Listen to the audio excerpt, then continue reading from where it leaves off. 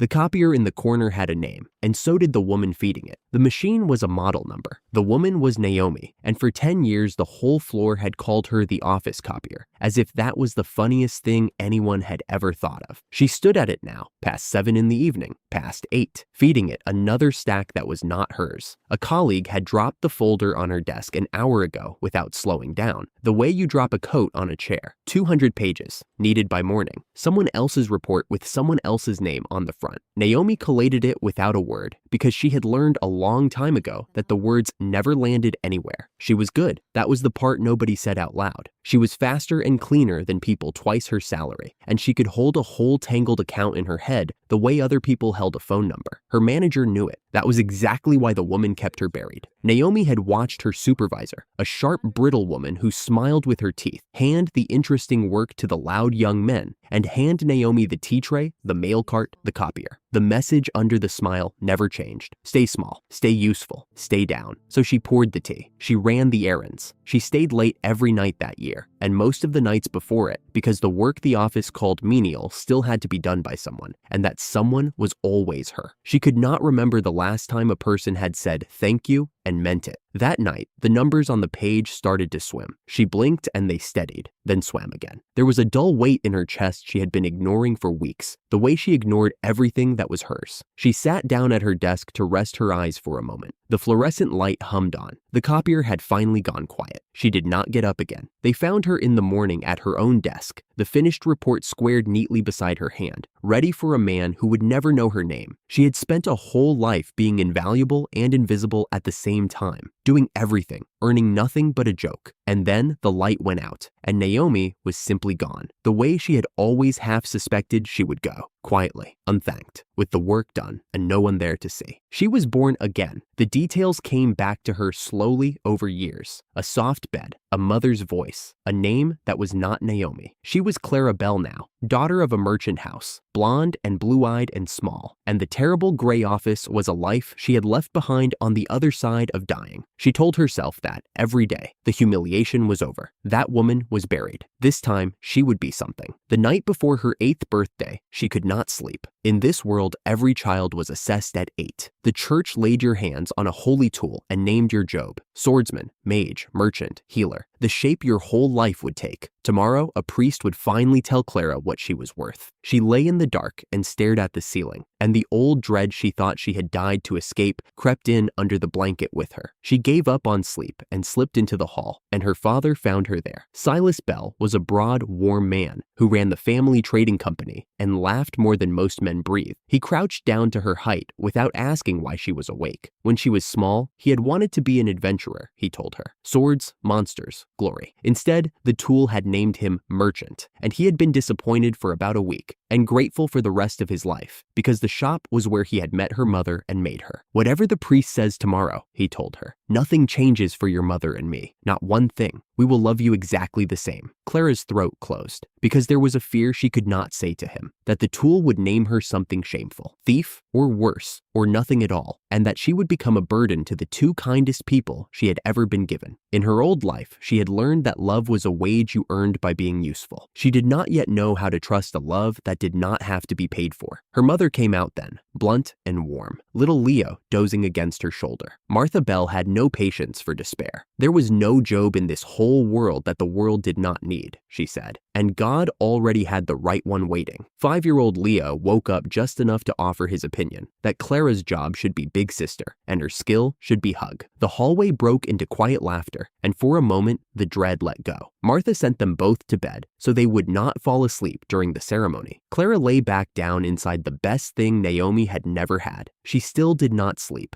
The church was not one of the gaudy ones. Its money went to the orphanage and the poor district, not to gold on the walls, and Clara approved of that before she was old enough to know why. Her father had told the head clerk they would be back early to celebrate. He said it like the good news was already certain. The priest who met them was an old man who had known Clara's grandfather. Bram had been a merchant too, and a friend of this church, and the priest's eyes went soft when he looked at Clara and said how her grandfather had wept for joy the day she was born. He wished the old man could see her now. Then he brought her to the divine tool, a plain thing on a plain stand, and told her to lay her hands on it and pray. Clara pressed both small palms flat against it. She closed her eyes. Please, she thought, in a child's voice over a dead woman's fear. Please let me be something. Please, not again. The priest read the result, and he made a sound she would remember for the rest of her life. Not delight, not the warm announcement he had made 1,000 times for 1,000 children. A short, startled breath, the sound of a man who has read every word in a book and just found one that was not supposed to exist. He said the name to the silent room. Odd jobs. The word sat in the air. Silas's smile did not fall so much as freeze. Martha's hand tightened on Leo's shoulder. The priest said, half to himself, that in all his long years, he had never once seen this class. A label ranked below every real profession, the lowest thing the tool could name. Miscellaneous worker, the trashiest job the world had a word for. Only Leo was too young to understand. He looked around at the grown-ups' stunned faces, waiting for someone to explain the joke. Clara understood perfectly. She stood with her hand still on the tool, and across a whole new life, across an ocean of years and a death in between, she heard the exact sentence she had died believing. You are only good for the work no one else wants. The priest excused himself to the archives to research a class he did not know, and left an 8-year-old girl standing in the quiet with the old wound torn open and bleeding again. The priest came back with the worst kind of answer, which was a gentle one. Odd jobs was a menial catch-all, he explained. It could touch any servant's task, cleaning, hauling, copying, running, but it ranked beneath even a proper maid or a cook because it mastered nothing. A grab bag of the small work nobody wanted. He tried to soften it. It meant she was suited to any work at all, he said. God had surely given it to her for a reason. Clara barely heard the kindness. The word menial had gone straight through the child and struck Naomi underneath. That was the tea tray. That was the copier and the mail cart. The meeting handouts, the warehouse keys, the exact grab bag of grunt work that a whole office had buried her under for 10 years, until it stopped her heart. She had crossed death itself and been handed the same desk. She felt herself sinking toward the flat gray place she had lived and died in, and it was so familiar that it almost felt like home. Her family would not let her go there. Silas dropped to one knee in front of her and said the food side of the company needed her, the merchant side needed her, that a house like theirs ran on 100 small tasks, and here, every one of them was wanted. Martha took her face in both hands and told her plainly that there was no such thing as a useless job under this sky. And Leo, understanding only that everyone was sad and that his sister was the reason, wrapped his arms around her legs and announced that if Clara stayed a big sister, he did not care what any tool said. Something in Clara's chest cracked open and warm. This was the thing Naomi had never once been given. People who wanted her before she had earned a single coin of it. She wiped her face and thanked them. The priest watched and offered one more thing, almost carelessly, the way you toss a coin to a beggar without knowing it is gold. He told them about the kingdom's knight commander, a sword saint, the greatest blade in Loran. As a young man, he had been surrounded by monsters with no way out, certain he would die, and out of nothing but the raw refusal to die, he had wrenched a skill into being. Skyrender, they called it now, a slash that cut through anything. It had not been taught to him. It had been wished into the world by a will strong enough to bend it. Skills, the priest said, could be learned, or they could be born out of strong enough feeling, strong enough need. Perhaps, he told Clara gently, a wish to help the people she loved might one day give her something of her own. Clara filed the words away without quite believing them, but she carried them home. The next morning, she started her apprenticeship because the Bell children worked young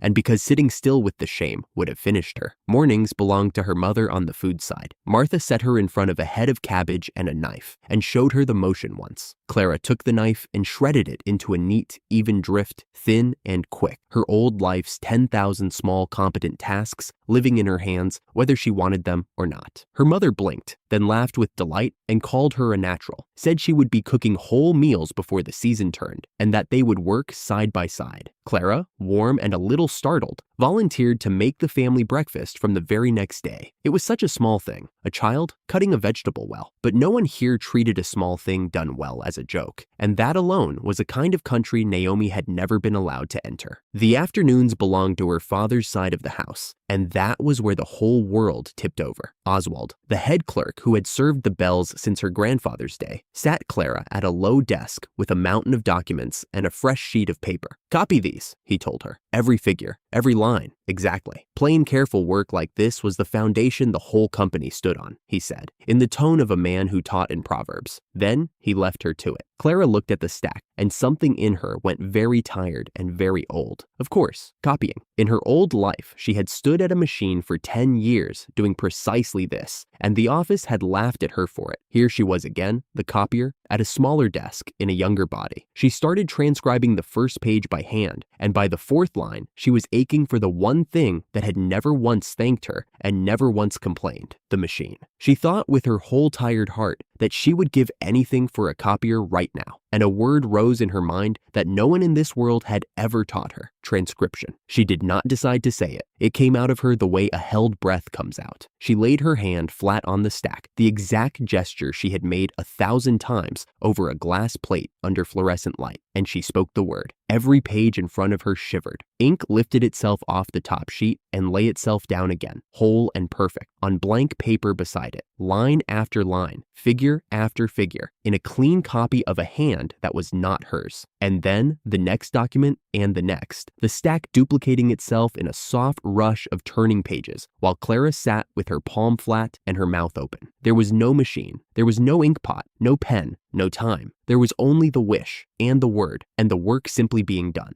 It stopped. The copies sat squared beside the originals, flawless. "Oswald," she said very quietly, "I'm finished." He did not look up at first. When he did, it was to gently scold her for fibbing. Plain work took real time. A young lady must not pretend. Then his eyes reached the desk and the stack beside the stack, and the words dried up in his mouth. He picked up a copy. He picked up the original. He held them side by side, an inch from his nose, turned them over, held them to the window. His hands were not quite steady when he set them down. He went to fetch her father, and he went fast. Silas arrived expecting a small thing and found an impossible one. Oswald set a full month of the company's ledgers in front of Clara, a stack that would have taken a grown clerk weeks, and asked her, half afraid, to do it again. Clara laid her hand on it. She said the word, and in under 5 minutes, while her father stood there and forgot to breathe, a month of the whole company's paperwork copied itself out, clean and complete. More work than the entire clerk's room turned out between one moon and the next. Done by an 8-year-old the church had called the trashiest thing alive. The room was dead silent. Then Silas let out a breath that shook and pulled his daughter off the stool and up into his arms and told her, laughing near tears, that she was a genius, his girl. Clara clung to his shoulder and stared past it at the 2 match stacks on the desk, and something in her that had been broken for 2 whole lifetimes turned slowly over. Odd jobs. Miscellaneous worker. The trashiest job the world had a name for. She had wished for the machine that shamed her, and the machine had come out of her own hands as a gift no specialist in the kingdom could match. The thing they had branded her with was not a sentence, it was a cheat. And for the first time since a woman named Naomi shut her eyes at a gray desk and did not open them, Clara Bell felt the old wound stop bleeding and start very quietly to turn into a weapon. The weapon, it turned out, began its life as an argument about her afternoons. Silas wanted Clara beside him in the trade office. Martha wanted her at the stove, learning the food side of the house. Neither would give a step, and the 2 of them went at it over breakfast until the porridge went cold. A merchant and a cook fighting over a child the way other families fought over money. It was Leo who ended it. 5 years old, mouth full, he set down his spoon and offered a treaty. Mornings belonged to mother, afternoons to father, and the evenings were his. The grown-ups stopped mid-sentence. Then they laughed and agreed, and were quietly grateful a small boy had found the fair answer before either of them. So Clara learned everything. Under Martha, she awakened cooking, and inside a month, she could turn a joint of meat into supper and take apart a monster carcass without flinching. A curry she threw together on a whim, spice from another life, a taste she could only half remember, made her mother go still with the spoon halfway to her mouth. Martha refined it over a week, put it on the company's shelves, and it sold. Under Silas, she awakened spreadsheet and then audit. She had no names for either. They arrived the way the copier had arrived in the clerk's room, a word surfacing out of the gray years, a thing her hands already knew how to do. Spreadsheet laid rows of numbers into clean tables and drew the shape of them as a rising or falling line. Audit walked a column and stopped, cold, on the one figure that lied. Martha, watching her daughter clear a merchant's ledger faster than 3 grown clerks, gave up her mornings without much of a fight. The gift did more good in the office than at the stove, she admitted, and kept only breakfast and dinner for the 2 of them. Clara caught the small wistfulness in it, said nothing, and stood beside her at the counter every morning anyway. 6 months in, they let her sit in on the strategy meetings. She was 8, her chin barely cleared the table, and grown men who had traded for 30 years turned to a child to ask what the numbers meant, because she was faster. She read a season of sales in the time it took Oswald to find his glasses, and she was never wrong. Then, one afternoon, she went quiet over the commodity sheets. Wheat was creeping up, not spiking, creeping, a hand's width a month, the kind of climb a busy man calls a bad harvest and forgets. Iron was doing the same. Clara pulled 5 years of the same figures and set them beside the new ones, and the line her skill drew was not the ragged line of weather. It was smooth. It was deliberate. Somewhere, someone was buying wheat and iron quietly enough that no single market noticed the pull, and only a person holding all the markets at once could see the shape of it. She said it plainly, to a room of men 3 times her age. Someone was stockpiling for a war. Silas leaned in.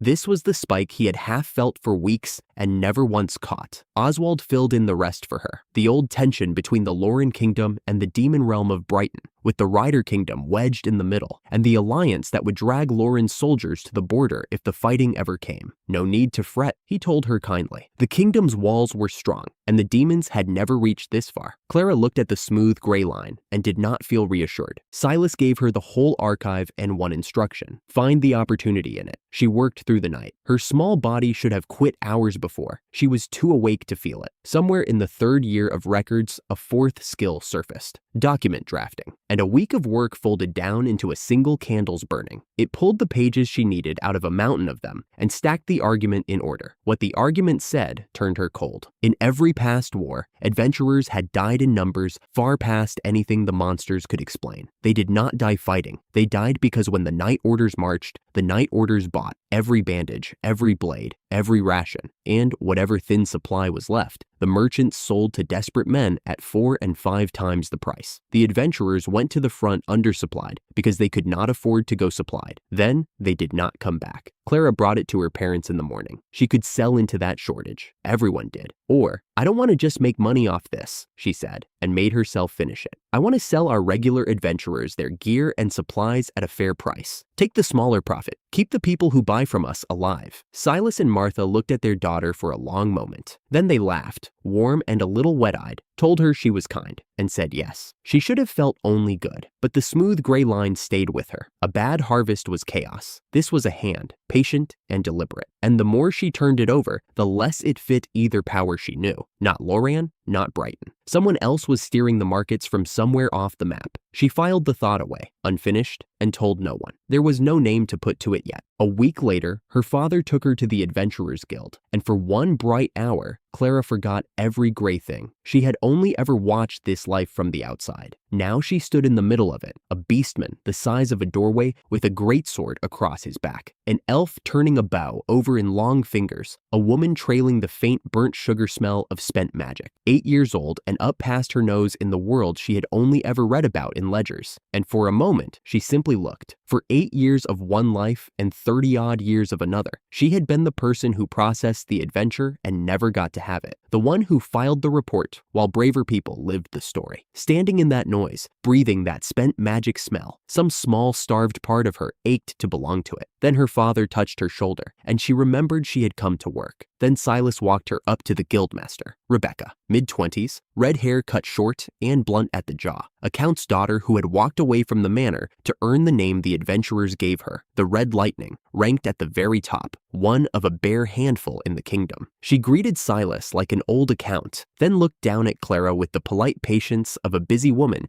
being shown someone's clever child. Silas laid it out, the numbers, the coming war, the case for buying supplies now before the price climbed, so that fewer adventurers died. Rebecca heard him through and did not buy it. Start spending today on a war that might never come to lower a body count. A hard thing to swallow, she told him, and Clara could hear the meeting ending. So Clara changed the ground under it. The guild's whole purpose, she said, was keeping its adventurers alive. That was all her plan was, only said in money. Then she handed Rebecca the tell the woman did not have, that on the Ryder side, a major trading house was quietly buying up war goods, local prices still flat, the buying itself the only fingerprint. The graph, she said, matched the shape from 5 years ago exactly. Rebecca stopped looking at her like a clever child. Rebecca tested her. The monster sightings along the border had been behaving strangely of late, she said, and dropped a stack of the guild's raw records in front of the child, naming a 3-day deadline, with nothing to leave the building. Clara handed it back in under a day. The report was short and it was lethal. Sightings of lesser monkeys and grass wolves had risen roughly threefold across the border in a single year. Those two did not swarm on their own.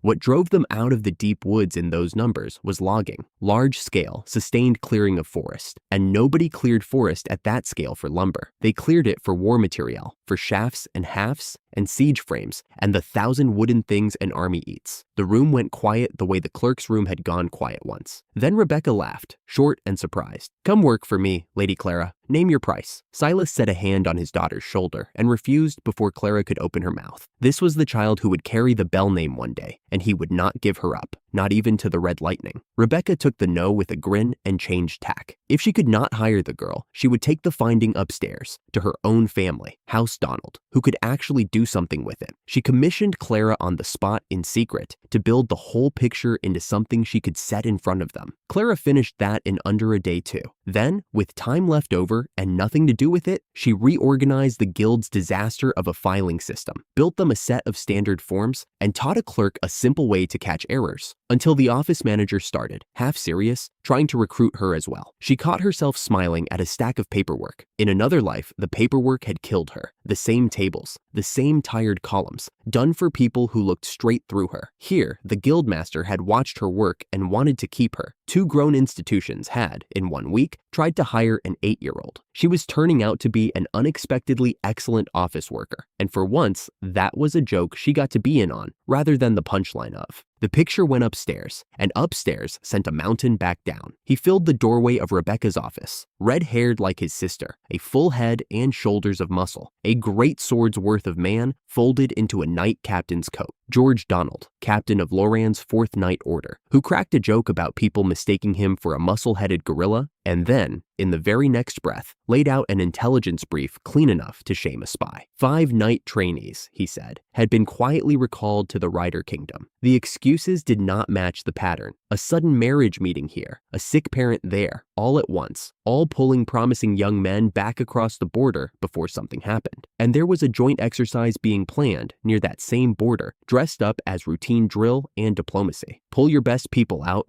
then stage an exercise," he said, spreading a rough border map flat with one huge hand. "That's a man clearing the room before he lights the fire." He and Rebecca made a quiet pact across the desk, the Knight Order and the Guild both, supplying their own people at fair prices, so that if the trap did spring, fewer of them died in it for nothing. Then the huge man turned to the 8-year-old at the table and asked, without a trace of the joke left in him, for everything her analysis could give. Clara felt the track tilt under her, and the car begin to roll. 3 days later, a business pitch carried Clara and her father to the Donald Manor. The pitch was a cover. What waited inside was Rebecca's father, Fred Donald, Knight Commander of the Kingdom, red-haired, pleasant-faced, past the middle of his years, with eyes that measured a room and everyone standing in it. He softened nothing for the child in front of him. What sat on that table was a state secret. If a word of it left the room, he told her, the law did not spare children. The death penalty reached that far. Did she have the resolve to read it anyway? Clara's mouth went dry. Somewhere in the gray years, there had been a colleague who bragged about high-stakes deals and dangerous clients, and the thrill of them, and a tired woman at a copier who had quietly envied him. She had wished for exactly this, once. "Of course," she heard herself answer. "I'll do whatever I can, for the country and for the adventurers." Then she picked up the first page. The files told on themselves. The joint exercise fielded only 300 people, not soldiers, green nobles, and novice adventurers, the lowest ranks and the least trained hands the two kingdoms could scrape together, and Ryder had offered to provide all the food. Loran was asked to bring only the drink. A host does not feed 300 trained killers for free. A host feeds 300 lambs. Clara set the page down, and her own voice went flat and certain, the way it did when the numbers clicked. The exercise was the sacrifice. 300 expendable lives, gathered into one field under a friendly banner, meant to be slaughtered and then dressed up as a demon raid. A massacre with a monster's face painted over it, enough to send anti-demon fury roaring through both kingdoms and yank Loran into a war it had no reason to fight. The same trick as 5 years ago, she said, only crueler, and it was built too well for Ryder alone. That was the part she almost did not say, because it was the part with no proof, only a shape. Ryder was cunning, but Ryder was small, and this reached further than Ryder's arms could stretch. Pull Loran's armies to the border, empty the whole interior behind them, and something patient would have all the room it wanted to move. A human supremacist power that had been waiting a long, long time for exactly this kind of noise. The Hallowed Empire. She said the name quietly, testing it against the silence in the study, and the silence did not argue. She looked up and understood all at once that Fred already knew every page of it. He had let her read not to teach her, but to weigh her. So she weighed him back. If there were more documents he meant her to see, the ones that might actually stop this, then he should show her, because she wanted the war stopped. For the first time, the Knight Commander smiled. "You'll do," he told her, and slid the rest of the documents across the table. 8 years old, up past her nose again. Not in a guild hall this time, but in a conspiracy with a nation's fate folded inside it. Clara Bell, once branded useless across 2 whole lives, pulled the next file toward her and began, page by page, to read.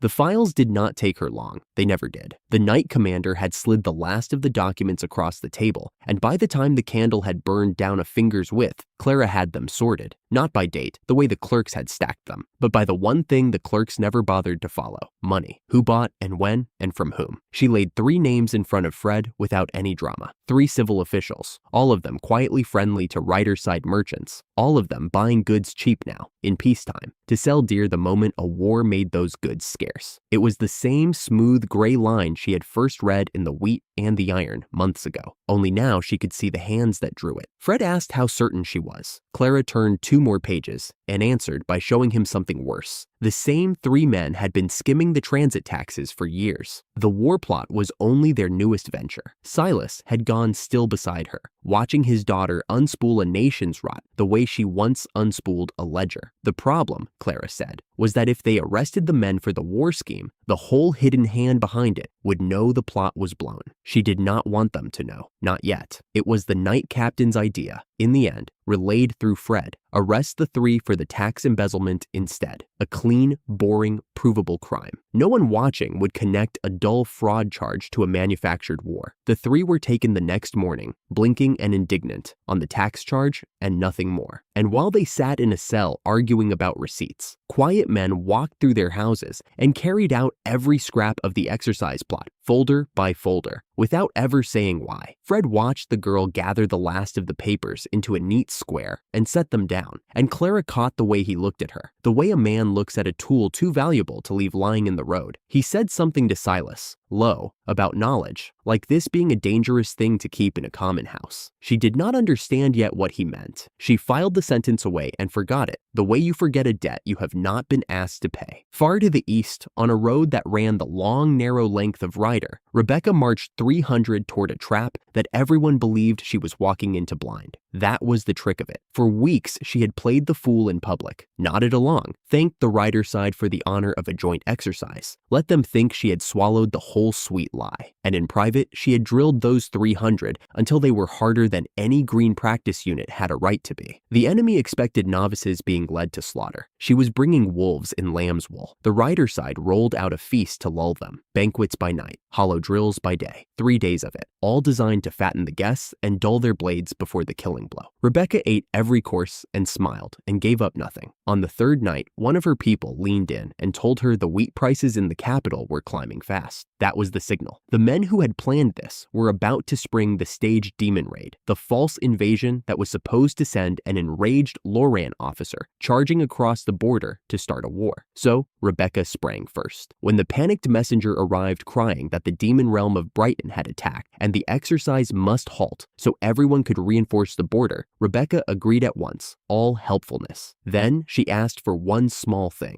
a single day, one day to lay in proper supplies. And she reminded the flustered Ryder official ever so gently by the terms of the treaty between their 2 kingdoms. Feeding and funding an allied force was Ryder's obligation, not hers. Just one more night, she told him. refusing to let him wriggle. "One last cup together before we march." He could not say no without looking like a coward or a cheat, and he was both. So he said yes. And exactly on cue, as if the night itself had been scheduled, the Bell caravan rolled into camp. Drink and gear and provisions in quantity. Everything a battle-ready company could want. The enemy had meant to march a starving, doomed unit to its death. Instead, they were footing the bill for a fully equipped one. Rebecca lifted her cup to the man across the fire and thought of a very small girl a long way west and had to work, not to grin. Every soldier is taught that speed wins campaigns. George Donald spent the next weeks proving that sometimes the whole art of war is being late on purpose. The border was 5 days' march away. George made sure they did not get there. It started with a brawl. 2 hired blades from the Lorraine side and 1 from Ryder picked a loud, ugly fight at a banquet, spread a few rumors, and had half the camp swinging before anyone knew why. George broke it up, put on a face like a thundercloud, and blamed the Ryder troops for the whole disgrace. As punishment, he drilled them into the ground for 2 full days, so that when the column finally moved, the Ryder men were staggering and the march was a shambles. Then there was the matter of supplies. Silas Bell had come along in person with a full wagon, and when the Ryder commander was pressed to buy it, Silas named his price with a merchant's flat courtesy. "Understood," he said, spreading his hands. "Though for business reasons, we'll sell at 3 times the usual rate, if that suits." It did not suit. It also could not be refused, not with George standing there saying nothing, only letting his silence rest on the Ryder man like a weight. So Ryder paid triple out of Ryder's own war chest and drained itself a little further. Silas pocketed it, packed up, and went home a wealthier man than he'd left. That night, someone tampered with the wagon they'd just bought, so it broke down on the road and cost them a whole day to mend. A few more nights, a few more drunken disturbances, and 7 days in, they still had not reached a border that was 5 days off. Then George brought in his knights, 2,000 of them, the 4th Night Order, arriving in a glittering column, while their captain announced to anyone listening that the demons would be crushed, and would someone kindly guide him to the front. There was no front to guide him to.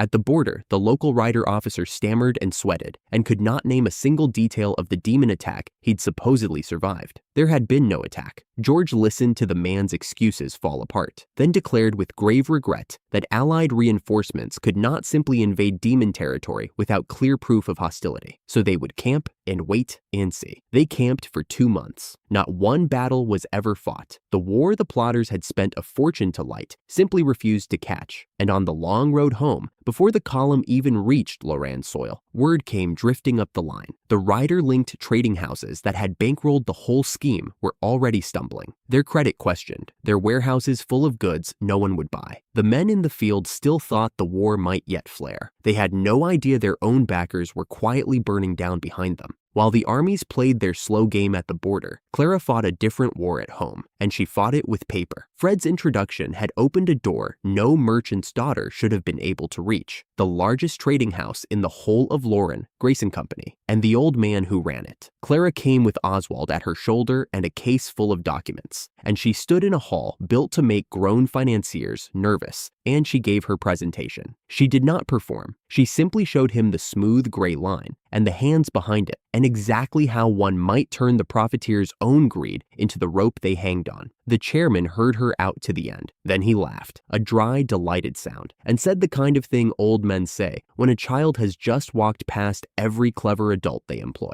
"I'd like to bottle whatever this young lady has," Grayson told the room, "and make my juniors drink it. There's a real merchant's backbone in there, a core running straight through." He folded his spotted hands. "All right, we'll cooperate, fully. Let's clean these vermin out together." Oswald, who had spent a lifetime being the calmest man in any room, allowed himself the smallest nod. Clara only bowed and thought, in a corner of herself, she did not show anyone, that being seen still felt like stepping into warm water after years in the cold. The economic war had one rule Clara refused to break. They would not touch the bread, wheat, grain, the plain food that kept ordinary families alive. She left it alone, even propped its price steady, because in her reading it was never the monsters that killed the poor in a war. It was the price of flour. She had watched that happen once, in numbers, and she would not draw the smooth gray line herself. Everything else she took. With Grayson's reach behind them and her father back from the border, they moved on weapons and minerals, the war goods, buying quietly, early, Just before the shortage, everyone else could feel coming, but only Clara could time. Oswald and Silas ran the trades. Clara watched the boards and told them when.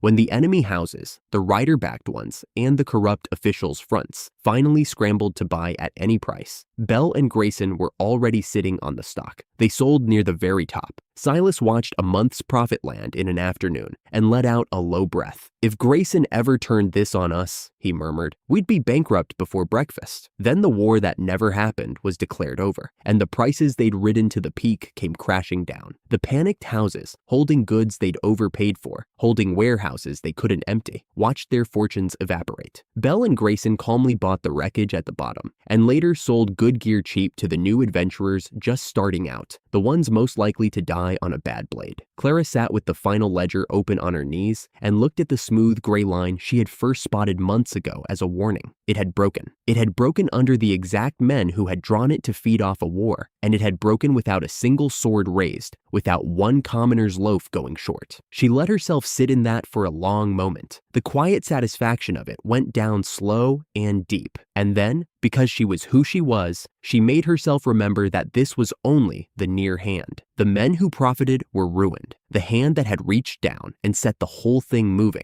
the one she had named to herself in a dark study and told no one, had never so much as flinched. It was still out there, still waiting. She closed the ledger on that thought and said nothing. Rebecca came home from 2 months of eating other people's food and immediately fed Clara sweets. The guildmaster's table was buried in them, little confections Clara recognized at once as the new fashion drifting up from the south, and she said so, delighted, before she remembered to thank anyone. Rebecca waved it off. She was in Clara's debt, she said, and this was personal, separate from any official reward. They traded stories over the plates. Rebecca's expedition, told her way, was 2 months of banquets, a little scouting, a monster or two, and an enemy so busy feeding a useless mob that it hobbled itself without her lifting a finger. Peace with the demon tribe had held. She'd simply packed up and come home. Clara said, plainly, that mostly she was just glad everyone came back safe. Then Rebecca asked what she'd missed at home, and her eyebrows climbed when she heard the answer, that while she'd been away, a great trading house and all its rider-linked branches had quietly collapsed. That was the part Clara loved most, though she'd never have said it out loud. To the whole watching capital, those houses had simply flubbed a big deal. Bad luck, poor timing. They packed their carriages and slipped out of the city in disgrace, and the gossip called it a business failure and moved on. Nobody knew a war had been unmade behind that failure. Nobody knew a small girl with a spreadsheet had done the unmaking. The true defeat was folded up invisible inside an ordinary bankruptcy, and only a handful of people in the world would ever be able to read it. Rebecca grinned and mentioned, half teasing, that old Chairman Grayson had come away so taken with Clara. He'd joked about adopting the whole Bell family into his house just to keep a mind like that close to his company. Silas nearly choked, said the Bells were doing perfectly well on their own,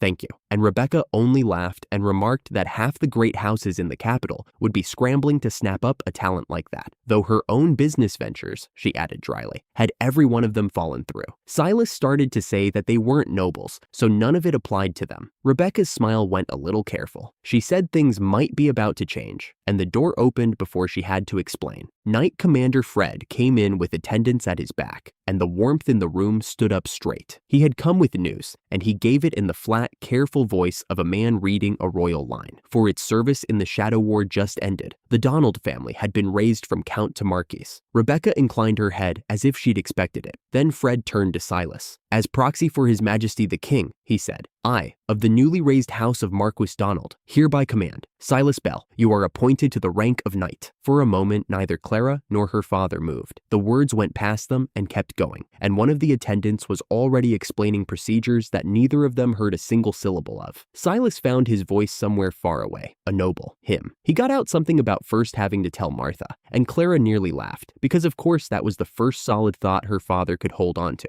It was Rebecca who put the hook in gently, once Fred had gone. She leaned in, dropped the jokes, and told them the truth of it. They knew too much now. The manufactured war, the plot, the hand behind it. Commoners could not be trusted to carry secrets like that, so the crown bound such people to itself the only way it knew how, with rank, with a leash dressed as an honor. She said she was sorry, that this wasn't what she'd meant to happen when she first pulled a clever child into a guild office. Clara understood then what Fred had said that first night in the study, knowledge like this being a dangerous thing to keep in a common house. She had filed the sentence away and forgotten it. Here was the bill. They told Martha at home. and Martha was simply wholly overjoyed. She heard the word night and lit up like a festival, and Leo, who never needed a reason, caught his mother's delight and went frolicking around the room over a thing he was far too young to understand. Silas stood in the middle of his own kitchen, looking like a man who'd been handed a crown and a stone at the same time and couldn't decide which was heavier. There were still some cuts of hornbull left over, that rich monster meat they saved for treats, and Silas declared he would make steak of it. So the family sat down together and ate and laughed and let Martha and Leo have the pure, clean happiness of it, because the rest of it, the war and the plot and the leash and the ruin,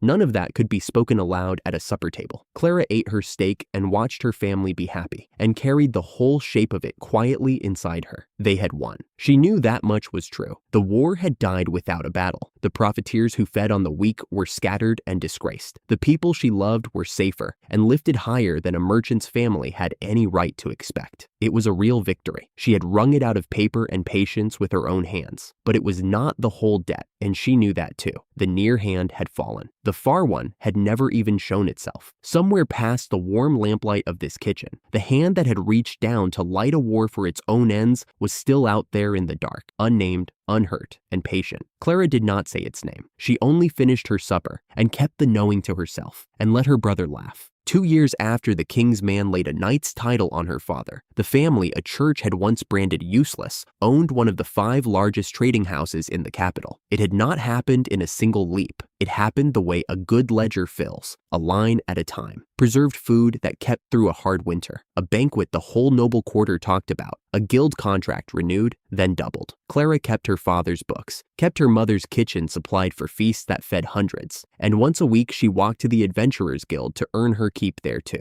Every small win folded into the next, and the small wins had stopped looking small. She should have been pleased. Most mornings she was. But that morning she sat with one venture's numbers spread in front of her, and the numbers had gone quiet. Her newest idea, sending adventurers out to gather materials, aimed by her reading of the markets and the guild's own records of where the monsters fed, had been her proudest thing. For a while it had printed money. Now the figures came back flat, then thin, then bleeding at the edges. She rested one hand on the top page. She had felt this exact worry in another life, under a colder light, in a gray office, where she had been the girl who kept the storeroom and got thanked for none of it. The instinct then had been the same as the instinct now. Assume you were the problem. Fix yourself. She set the failing venture aside. Before she solved it, her mind went where it always went when a room was full of forgotten things. A year back, another storeroom. A far worse one. A year earlier, Rebecca had called Clara and her father to the guild the way a general calls in reinforcements. She told them she had a formidable enemy, one that had beaten the last guildmaster and the master before that. Then she took them down a corridor and showed them the thing, the guild's warehouse. Only a third of it was mapped. The rest ran back into the dark, uncharted for generations, packed floor to rafter with whatever the guild had bought and never sold. "You did this to my whole operation," Rebecca said, sweeping a hand at the tidy shelves Clara had already built her elsewhere. "So you can do it here. Take the beast down for me. I'll pay for the privilege." Silas hedged the way merchants always hedged. It would take many hands, he said, a full month of them, and the cost would climb fast. Rebecca answered every worry before he finished it. Generous wages. And anything of value they turned up, Bell Trading could buy from the guild at a third of its worth. Clara listened, weighed it, and gave her one condition. "If my father agrees, so do I," she said. "But get me 5 appraisers and 10 carriers. Give me those, and 1 month working here and nowhere else, and I'll clear it." Rebecca agreed before the sentence cooled. For 3 days, it was ordinary work, numbered shelves, logs, carriers hauling out crates no one had opened in a lifetime. Clara turned chaos into columns, the way she always did, and the deeper they went, the older the dust got. On the 3rd day, an appraiser stopped moving. He was crouched in a back corner over a crate that had gone soft with age, and when he lifted the lid, his hands were shaking. He turned, and what he held caught the thin light and drank it. A shell. Dark, ridged, longer than a grown man, humming with a low pressure Clara felt in her teeth from across the room. A dragon shell. A magic stone from a dragon, and not a small one. Disaster class, the appraiser breathed. The kind of thing kingdoms went to war to hold, but that was not what made his voice crack. Behind the shell, stacked in the same forgotten dark, were the bottles. Row on row of them, small and clouded with dust, over 100. The rarest healing potion the world made. The kind adventurers dreamed of and never carried. The kind that pulled a man back from a wound that should have killed him, that could regrow a hand he had already lost. Over 100 of them, sitting in a corner, rotting. The appraiser found a letter tucked among them, in the hand of a guild master, 2 masters, dead. He read it out into the quiet room. However costly a potion, it said, it means nothing unused. A potion cannot buy back a life. Spend them freely, without hesitation, whenever a life is on the line. And then the last line, the one that stayed in Clara's chest long after the crate was carried up into the sun. I pray they never become wasted treasures. Clara stood in the dust and did the arithmetic no one wanted her to do.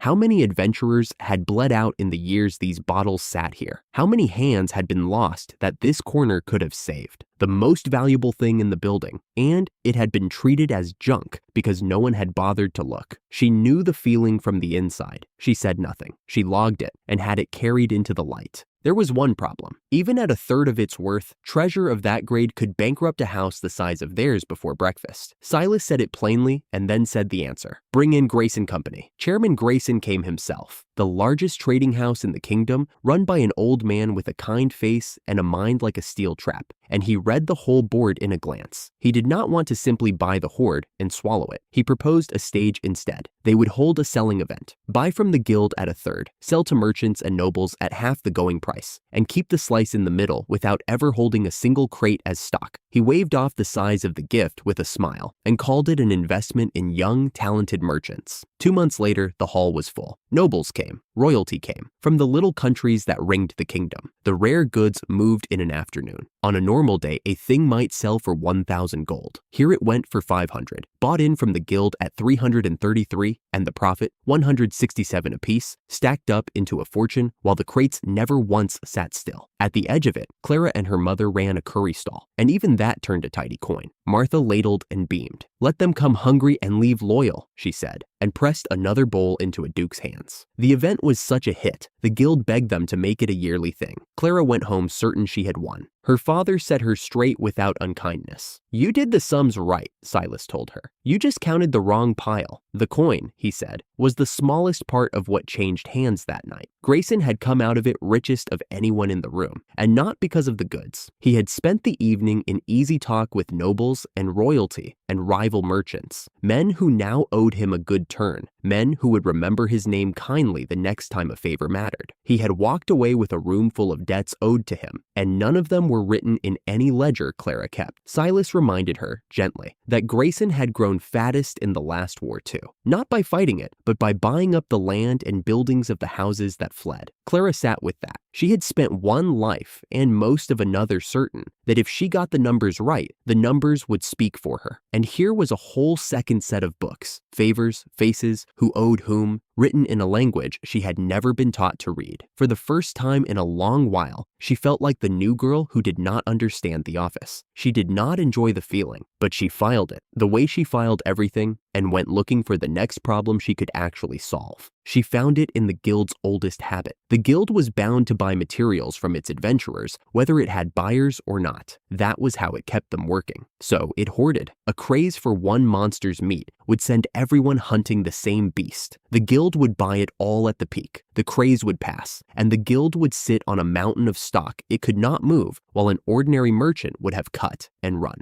Decades of that had built the very warehouse Clara had just emptied, so she turned it inside out. Do not let the guild buy and then hunt for buyers, she reasoned. Put the buyers at the hunt. Let merchants ride along on a quest as paying clients, and buy the materials the moment they hit the ground. No stock, no waiting, no graveyard warehouse. She spent 3 days building the case and laid it in front of Rebecca, expecting a fight. Good, Rebecca said. Approved. Just like that, before Clara had turned to her second page. Then she leaned back and added the only condition she cared about. But I'm coming on the first one myself. She tapped the desk once, and something old flickered behind her eyes. After what we dragged out of that warehouse, I am never letting a mess like that grow in the dark again. 5 days later, they went hunting. It was a strange caravan for a hunt. Clara's whole family, Rebecca, a handful of seasoned adventurers, and a train of company staff there to buy on the spot. They were after great boar, for a rich bone broth her mother had spent a season perfecting into a noodle soup. In the trees, Rebecca asked how Clara had known where the herd would be. "The data told me," Clara said. "Great boar loved a certain grass. Find the grass, find the beasts." Rebecca laughed like that was the most unnatural thing she had ever heard. A scout came back wide-eyed. A herd of nearly 20, where 5 to 10 was a full day's work. Rebecca floated retreat. The adventurers only grinned. Clara folded her arms and told the merchants to sit back and enjoy the show. They were right to.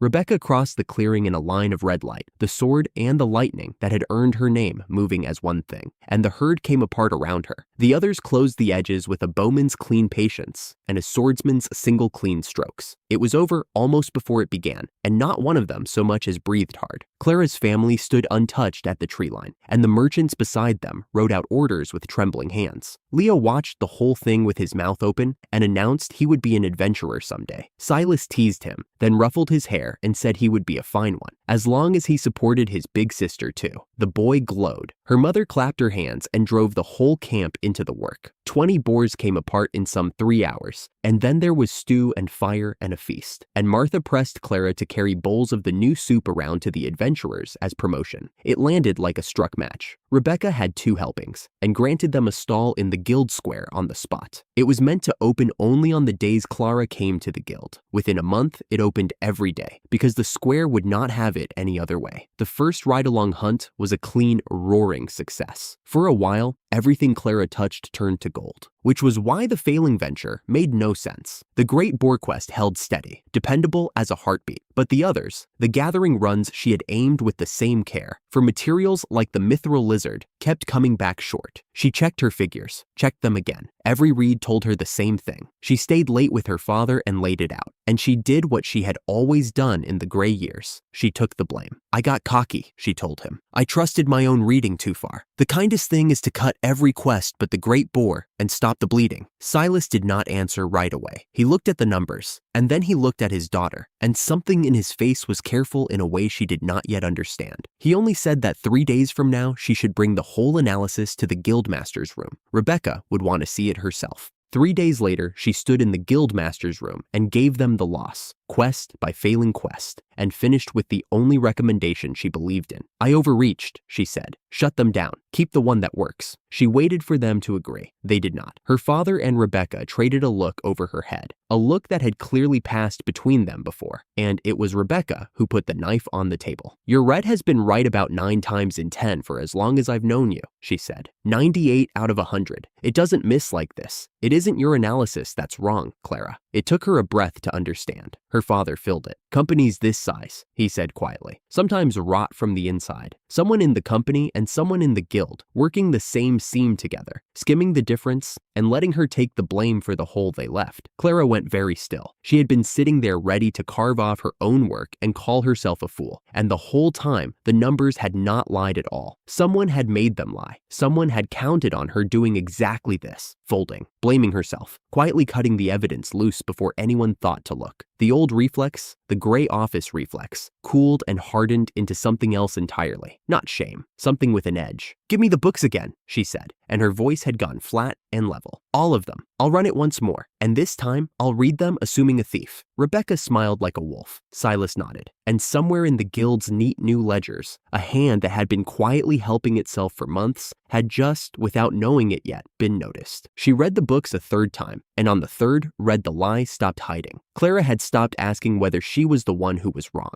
That was the change. For 2 nights, she had walked every gathering venture as if a thief sat somewhere inside the columns, and read that way. The numbers finally confessed. The losses were not bad luck. They were not her mistake. Someone had built them on purpose, and built them well enough that a girl who blamed herself first would have quietly cut the evidence and never known. 2 methods. She could see both of them now, clean as cut glass. The first was theft of timing. The guild shared where the monsters were with the trading companies before it ever posted the work, and posting the work took 3 full days after that. 3 days when a valuable target sat in the open for anyone who already knew the spot. Someone was hunting the quest targets before the quest existed, then selling the take as if it had come from nowhere. The second was theft under cover of the work itself. On the quests that did go out, materials went missing, and the gap was papered over with a false report to the guild. Target not found. Materials destroyed in the fighting. Neat, believable words. Every one of them a little door a thief could walk through. Clara set her small finger at the head of the ledger and traced both doors back. They did not run to two strangers. They ran to two hands that already knew,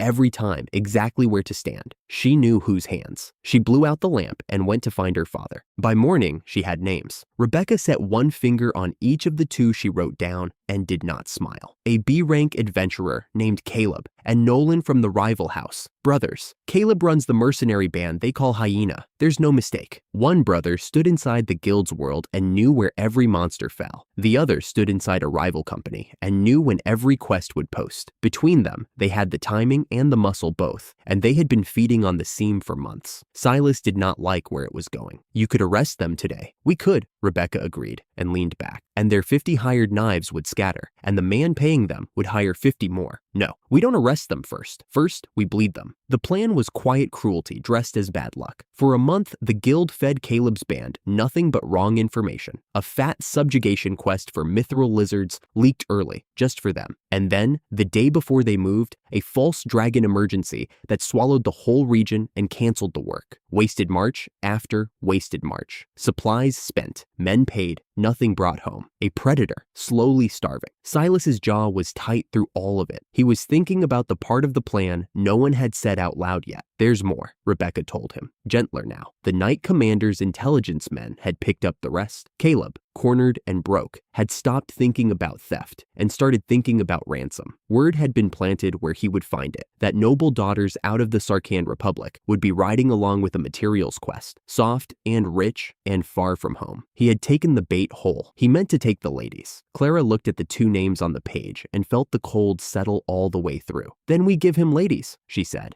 The ladies took some getting used to. Clara stood in front of the tall glass, wrapped in a gown that cost more than a season of her ventures, pale silk and a stiff collar, and small bright stones at her throat. She barely knew the child looking back. Beside her, Rebecca had gone stranger still. The sharp red hair that everyone in the kingdom knew was gone under a long dark wig, curled and pinned like a lady who had never held a sword in her life. Leo skidded into the doorway and forgot how to speak for a second. Big sister, you look beautiful. You always do, but today you're something else. Do I even look the part? Clara muttered, tugging at the collar. A merchant's girl playing at nobility. Her mother only laughed and pulled the sash straight with two brisk hands. What are you talking about? Our house holds a knight's rank. We're nobles too, aren't we? Rebecca caught Clara's eye in the mirror, and under the wig and the paint, her grin was pure red lightning. The disguise was a costume. What it was hiding was the whole point. The quest itself went off without a hitch. The mithril lizards were found and put down by the adventurer's riding escort, and the pale ore was crated onto the cart, while the two noble ladies watched from a safe distance, doing nothing but looking expensive. That was where Clara almost ruined everything. Her feet were carrying her toward the nearest downed lizard before she knew it, knife hand out, already picking the first cut.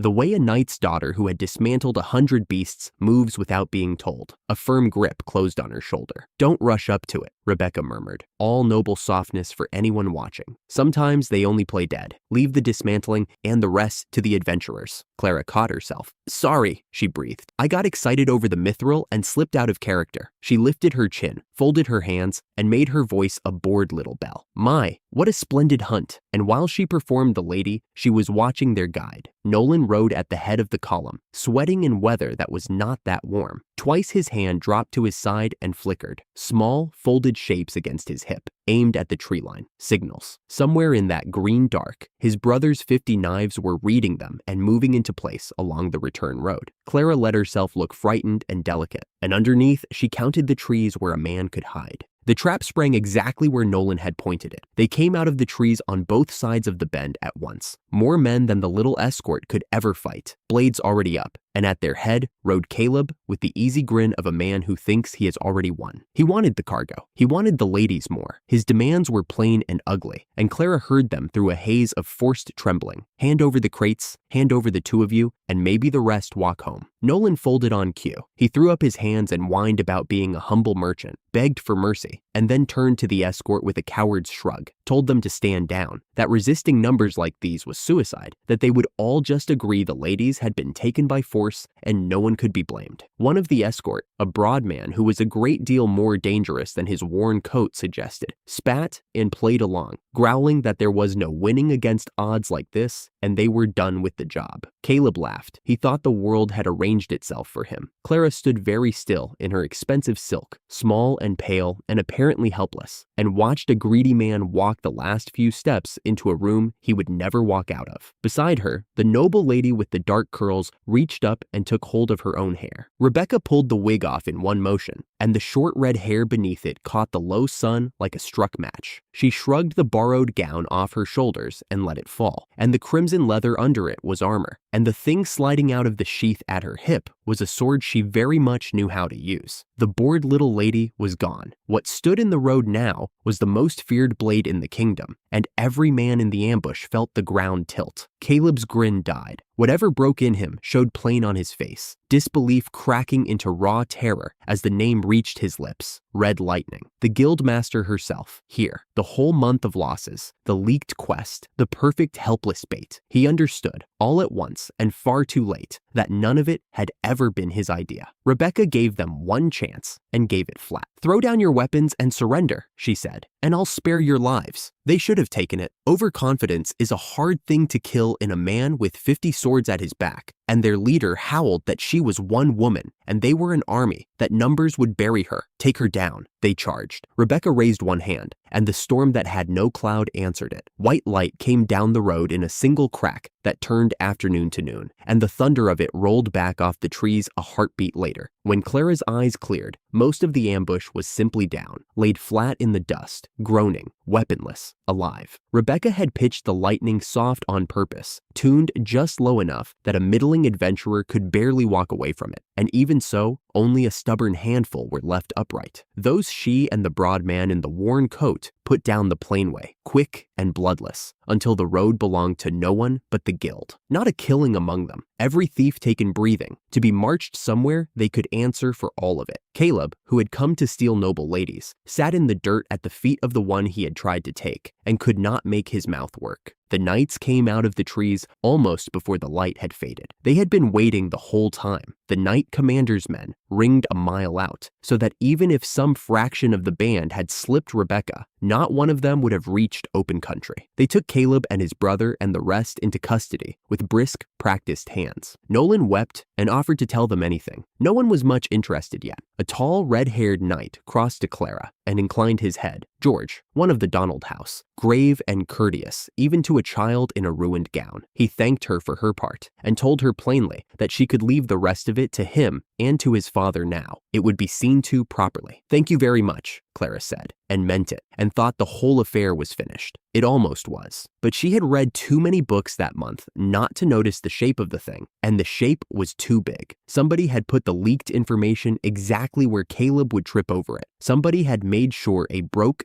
desperate mercenary reached for a crime as large as kidnapping foreign nobles. The knight's own men had whispered a name over it when they thought she could not hear. Agents out of the hallowed empire, hands from across the border stirring the pot from the dark. The near hand had been Caleb, greedy and stupid. But there was a far hand, and it had not been in the road today. Clara looked at that far hand for one long moment. Then she did the sensible thing, the merchant's thing, the thing that would let her sleep. Spy business between nations was not a merchant's concern. She was a girl who balanced books and fed adventurers. Whatever the empire wanted, it could not possibly want her. She let the thought go. It was the one wrong call in an otherwise perfect day, and it would be a long time before she learned it. While Clara rode home, pleased with a job well done, other people were deciding what to do about her. They gathered behind closed doors at the Donald residence. Fred, the knight commander, at the head of the table. His son George, Rebecca, still smelling faintly of lightning. Chairman Grayson, who somehow appeared wherever power was being weighed, and a grinning intelligence man who worked for the family and never seemed to blink. The map on the wall showed 3 great weights holding one another still. The Lauren kingdom where they sat, the hallowed empire pressing from one side, and the demon realm of Brighton brooding on the far edge, with a scatter of small nations around them like gravel. Fred laid it out with a grumble. The empire had almost certainly been behind the whole rotten business. Their church preached that all humankind should stand together against the demons, and their true aim, everyone in the room understood, was to shove Loran into striking the first blow so the empire could stand back and profit from the wreckage. Loran nodded along at the sermons and quietly committed nothing.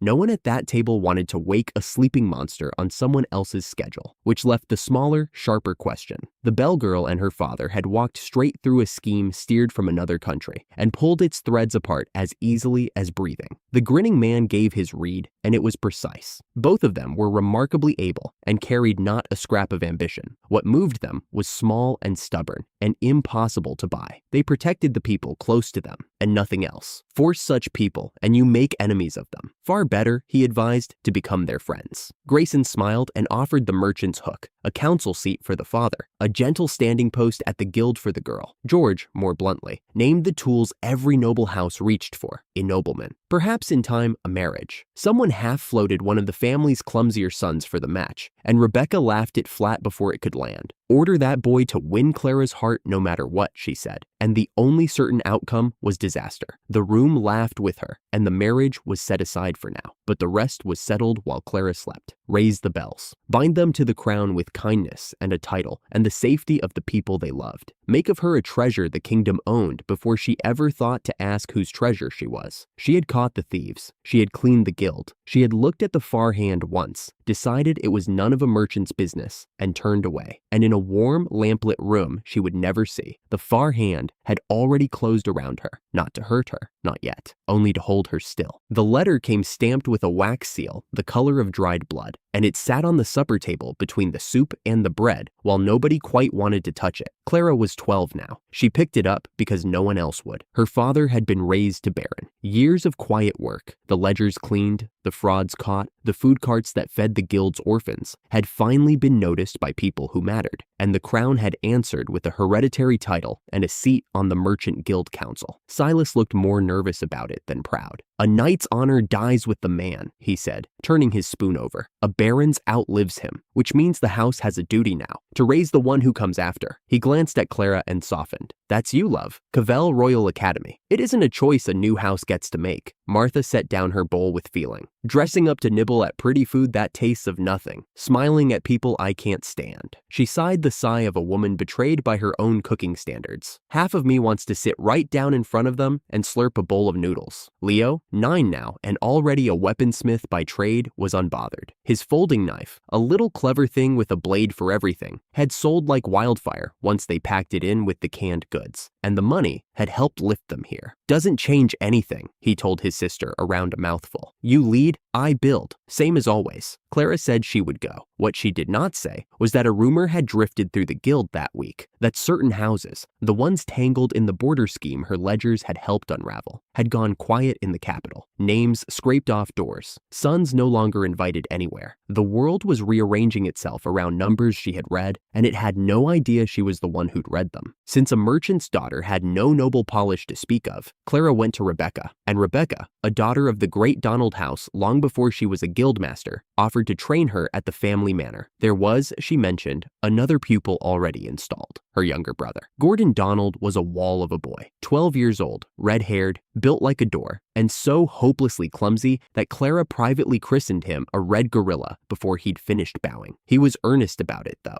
I'm Gordon, he told her, very formal, one big hand pressed to his chest. If ever you're in trouble, you can count on me. He meant it. He also, during dance practice, lost his grip on the turn and sent Clara sailing across the floor like a dropped sack. Twice. She needed healing magic afterward and a long lie down. It was while she rested that she heard the servants, 2 of them gossiping in a corridor, easy and cruel, that Master Gordon was hopeless, that it was hard to believe he shared blood with the brilliant Rebecca and George, that a house so great simply didn't know what to do with a boy so useless. Something went cold and familiar in Clara's chest. Rebecca found her not long after and confessed the truth. The invitation hadn't been pure kindness. She'd hoped Clara might steady the brother everyone had written off. She offered to pay. Clara refused the coin flat, call it thanks for the lessons, and took the boy instead, because she knew that corridor. She had lived in it in another life, under fluorescent light, useful to everyone and valued by no one. She was not going to walk past a child standing in it. Clara watched Gordon fail for a week before she understood him, and once she did, she laid it out for the 3 people who ran his life. The problem was not the boy. She said so plainly, standing before Fred Donald, Knight Commander and head of the house, with Rebecca and the towering George at his shoulders. Gordon had been taught by tutors who had already decided he couldn't learn, and a child who is treated like a failure long enough simply becomes one. The teaching was building his inferiority brick by brick. Fred heard her out, then shook his head. The tutors were the finest the kingdom had. He couldn't simply throw them out. But, and here he leaned forward, could the way they thought be changed? Clara doubted she could bend a room full of proud experts by herself. She was a child, and a commoner-born baron's daughter besides. It was Rebecca who lit up with the answer, snapping her fingers. "Bring in a coach," she said, "someone who could not be argued with." The coach was Clara's mother. Martha swept into a room full of the kingdom's most celebrated tutors, introduced, straight-faced, as a renowned educator from abroad, took one look at their curriculum, and told them off like they were children who'd left the stove on. They knew the boy had lost the thread pages ago, she said, and they'd kept marching anyway. Go back to where he fell, teach it properly. Then she reached for a pot. She taught fractions with ramen, 1 measure of water, a pinch of salt. How much salt makes it right? Gordon frowned over it, reasoning slowly, out loud, terrified of the trap. "It feels like a trick question," he muttered. "I want to just say 10 grams, but if the water's exactly a liter," and he got there. He got there by himself, carefully, and the pride that broke over his face was worth more than any lecture. Manners, Martha announced, were not empty bowing. They were gratitude for what was on your plate, and consideration for the people around you.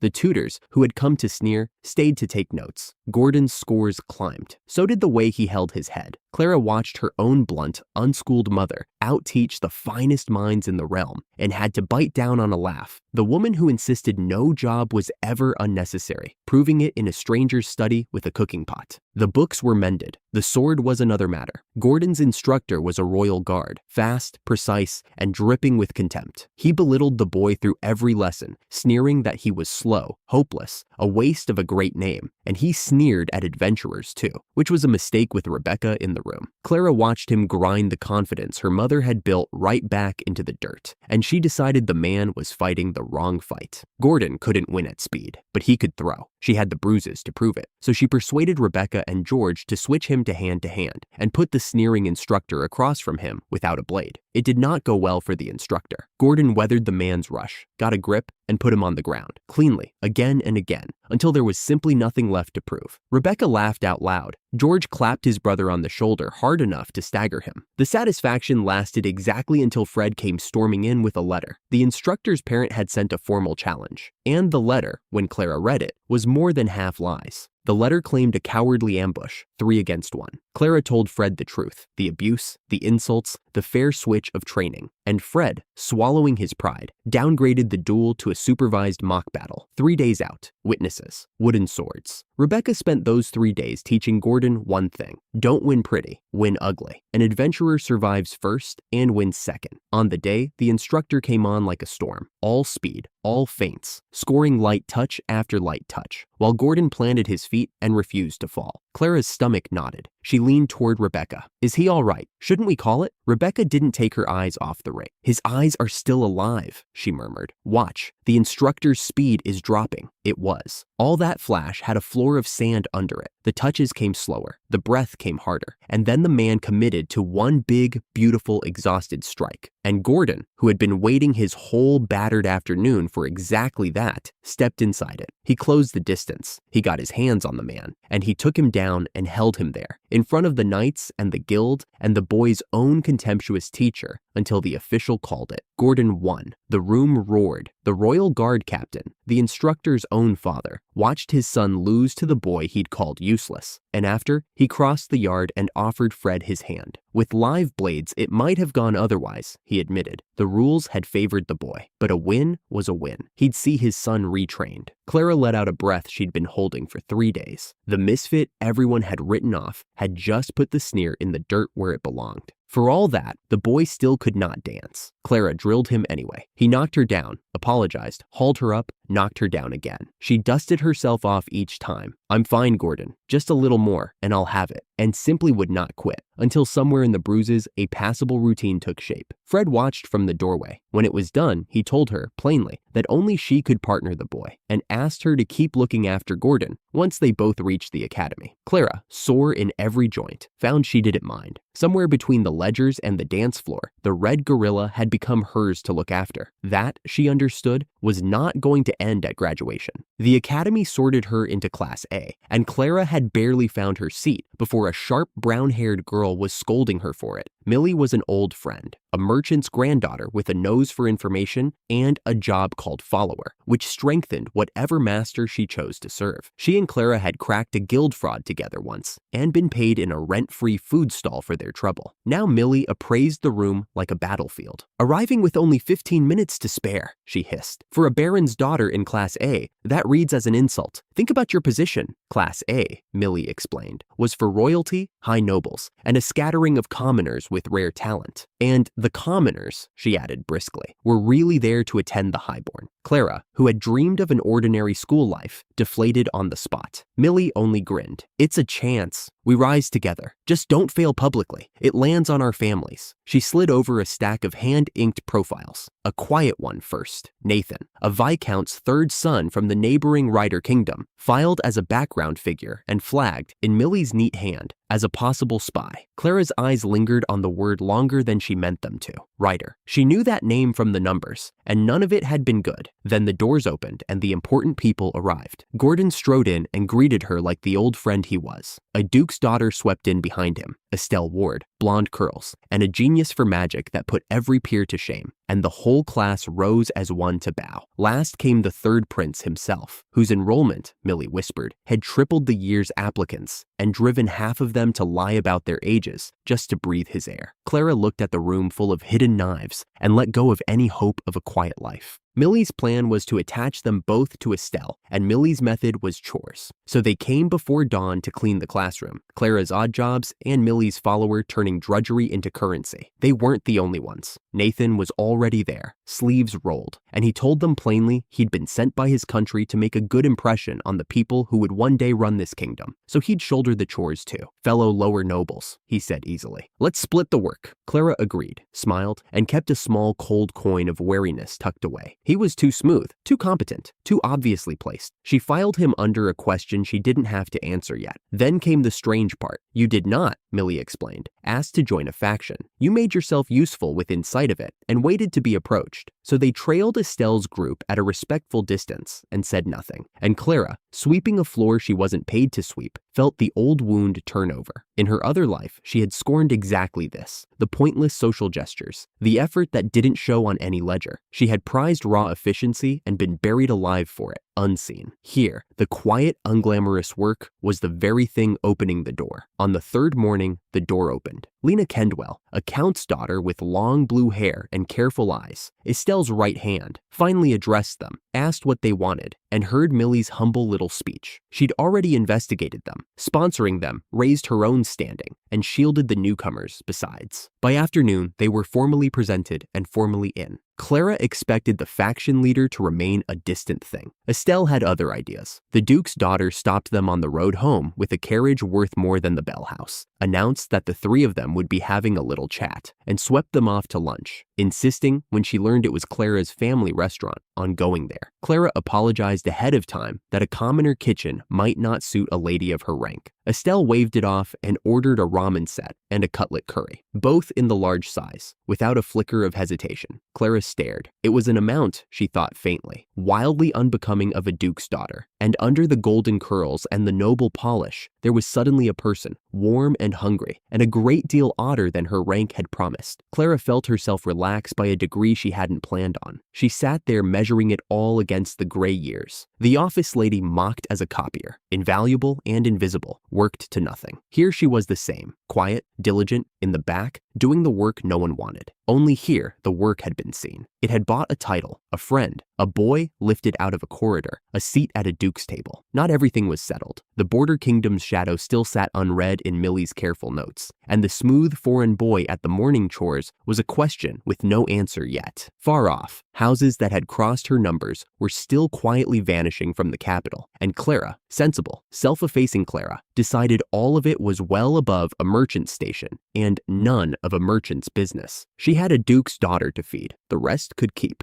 The duke's daughter had cleared 3 bowls before anyone found the nerve to ask if she wanted a 4th. Estelle Ward ate the way a starving soldier ate, elegant and merciless at once. And when she finally set down her spoon, she confessed the reason behind it. A mage burns through power the way a furnace burns wood, and the dainty little portions of noble tables had never once filled her. For weeks, she had been parking her carriage on the street outside and eating in secret, too proud to be caught wanting commoner food. Now she wanted it in the open, and she wanted seconds. Then the afternoon fell apart. A fever had swept the poor quarter and gutted the restaurant's staff, 3 from the hall and 1 from the kitchen. On the very day Clara's brother had booked a banquet for a party of freshly promoted adventurers. Millie volunteered before anyone asked. Estelle volunteered too, and dragged in 2 of her own maids, delighted for once to carry plates instead of being waited on. Clara spent the whole day at the block, chopping meat and vegetables until her arms went numb. On a whim, she dropped leftover noodles into a pot of spent hot pot broth, a thing no one in this world had thought to do, and the adventurers nearly wept over it and booked their next celebration on the spot. And still, watching Millie charm the room and Estelle out-eat every grown man at the table, Clara felt herself shrink. She was only borrowed skills and stray ideas, she thought. She did the quiet work and let louder people shine. Her mother read the look before a word was spoken. Martha set a hand on her shoulder and told her plainly not to sell herself short. She had her own worth, and more than that, she was surrounded now by good people. It landed straight on the old bruise. In the gray years, in the other life, Clara had done everything and been held by no one. Here, someone reached out before she even fell. Officers now, Clara and Millie sat in on the faction's planning. 12 of Class A stood with Estelle. The rest scattered between a border count's daughter and the rumor of a prince's faction not yet formed. Estelle called a meal break before any real talk, since you could not scheme on an empty stomach. And Gordon nearly overturned the table, announcing that he loved fried rockbird enough to eat 100 of them. The room laughed. He had joined without a scheming bone in him, and Rebecca had quietly asked Clara to keep him from making a mess of things. When Estelle opened the floor for a project, Clara had hers ready. 3 sleepless nights had gone into it, and it was no soup kitchen, but a whole engine for the poor quarter. Work, schooling, and short-term aid braided together, so the thing paid for itself. She was proud of it. She nearly walked it straight into the meeting. Millie stopped her at the door. The plan was brilliant, Millie said, and the profit angle alone sang to a merchant, but a subordinate who unveils something dazzling makes the leader look small standing beside it. Take it to Lena first. Let Lena take it to Estelle. Let it be announced as the faction's own. Clara went still. She had heard that lesson before, too late, in a gray office, pitching with confidence and getting quietly pulled back down by the very people beside her. That was the stone she had tripped on in a whole other life, and she had never once seen it for what it was. So she routed the plan the long way. Lena carried it up. Estelle approved it on the spot and handed it back to Clara and Millie to run. No one's face was cost. Clara thanked Millie, marveling that a girl of 12 could feel so much like an older sister. The blind spot that had doomed her once, this time, she simply stepped around. Approval was the easy part. Then the subsidies came through, and the paperwork nearly buried her alive. Every office wanted a different song. The Academy wanted prestige. The Merchants Guild wanted profit. The Adventurers Guild wanted its own forms, and each got its own set of documents in Clara's hand. Worse, the Merchants Guild made a dedicated staffer the price of its money, and Millie, her steadiest support, volunteered for it and vanished into the guild. Estelle was lost in noble negotiations, Lena in gathering backers, and Gordon's attempts to help only made more work. So Gordon, red-faced and hopeless at a desk, brought her someone who was not. Nathan read the whole project at a glance, the 3 pillars and the aim and every seam of it, as if he had drafted it himself. He named department heads to carry the reporting. He offered to handle the negotiations Clara hated most, the asking of favors from higher nobles that she could never make herself do. Within a week, her mountain had shrunk to a tidy stack of reports, while he smoothed every human edge for her. She was grateful. She was also, quietly, unsettled. No one was this good for nothing, and he had been sent from the Ryder Kingdom to buy back his country's name. The too smooth foreign boy filed himself into the back of her mind, beside all the other things a merchant's daughter told herself were none of her business and would not quite stay there. Millie's other lesson was simpler. Never score too high. High marks offended nobles and stung the scholarship commoners both. Pass and no more. That was a problem because Clara could not hit anything. Martial arts had funneled her into archery, not by choice, but because Lena had a hopeless crush on the elf who taught it, and the faction went wherever Lena went. Ellis was kind, patient, handsome, and completely oblivious, and his careful one-on-one lessons had earned Clara nothing but Lena's frost, cold enough that she half feared an arrow in the back. Leo built her a crossbow. When even that missed, he mounted a light stone sight on it that threw a thin red beam straight to the target, and suddenly, Clara could not miss. 5 shots, 5 hits, a flawless pass, and every eye in the yard on the strange little weapon. Ellis wanted one at once, begging to buy it for the small beast folk of his home village who could never draw a proper bow. Clara felt Lena's stare go arctic, so she did the only safe thing and folded Lena straight into the deal, proposing the crossbows be sold to the Kendwell County Guard and inviting Lena and Ellis to the meeting together. Lena thawed in an instant, delighted. Clara handed every further word of it to her father and brother and fled the whole subject. Magic was the harder cheat. Clara could not cast a spell, but her cooking skill held 2 small tricks: ignite and freeze, meant for a stove. Skills never grew and never would. Yet in a crowded exam hall, nobody was watching that closely. She singed the target with one, frosted it with the other, and scraped her pass, while the room's attention stayed fixed on the real prodigies. Then a visitor came from the Royal Court Magician Corps to scout for talent. Catherine Donald, glamorous, late 30s, sharp enough to skin a person with a glance, told Estelle flatly that the class had nothing left to teach her. Then she looked over the rest of the hall and called 2 names to stay behind: Gordon and Clara Bell. The room went silent. Clara's back went cold and stayed cold. She was certain in that moment that someone had finally seen the trick for exactly what it was. Catherine was Gordon's mother. That was the first surprise. The second was that she already knew Clara had passed on kitchen tricks instead of real magic, and she made the knowing into a lever. Through that cool, unhurried voice, the bargain came plain enough. Get Gordon through his makeup exam or watch her own credit quietly disappear. Gordon, mortified, could only apologize into his own collar. His job was heavy warrior. He could wrap his own body in lightning, but could never once throw it. A proper projectile spell would take him years, so Clara reached back into the other life for something this world had never heard of. Electricity runs through salt water. She had Leo build a staff around a water stone crusted with salt, a disguised water gun that would carry Gordon's body lightning down the spray to the target. Estelle, who despised showy mages, taught him to bury the trick under enormous gestures and a ridiculous chant. On the day, Gordon planted his feet and bellowed to the sky, "Rise from the realm beyond, lightning! Feel the fury of the demon king! Thunderbolt!" and blew the target apart. The examiners gasped. Catherine looked bored and claimed she had only held her gifted son back for the sake of his control. Afterward, she thanked Clara in private, bought 10 of the staffs for research, and Leo pocketed a tidy profit. This one, Clara decided, she would take to the grave. Summer break only meant more work. The faction, thick with martial types, threw itself into adventurer quests, and because they refused the gutter-cleaning low ranks, they needed a leader of C rank to jump straight to real hunts. Clara was that leader, C rank on paper, earned entirely through non-combat guild work, and useless the moment a fight began.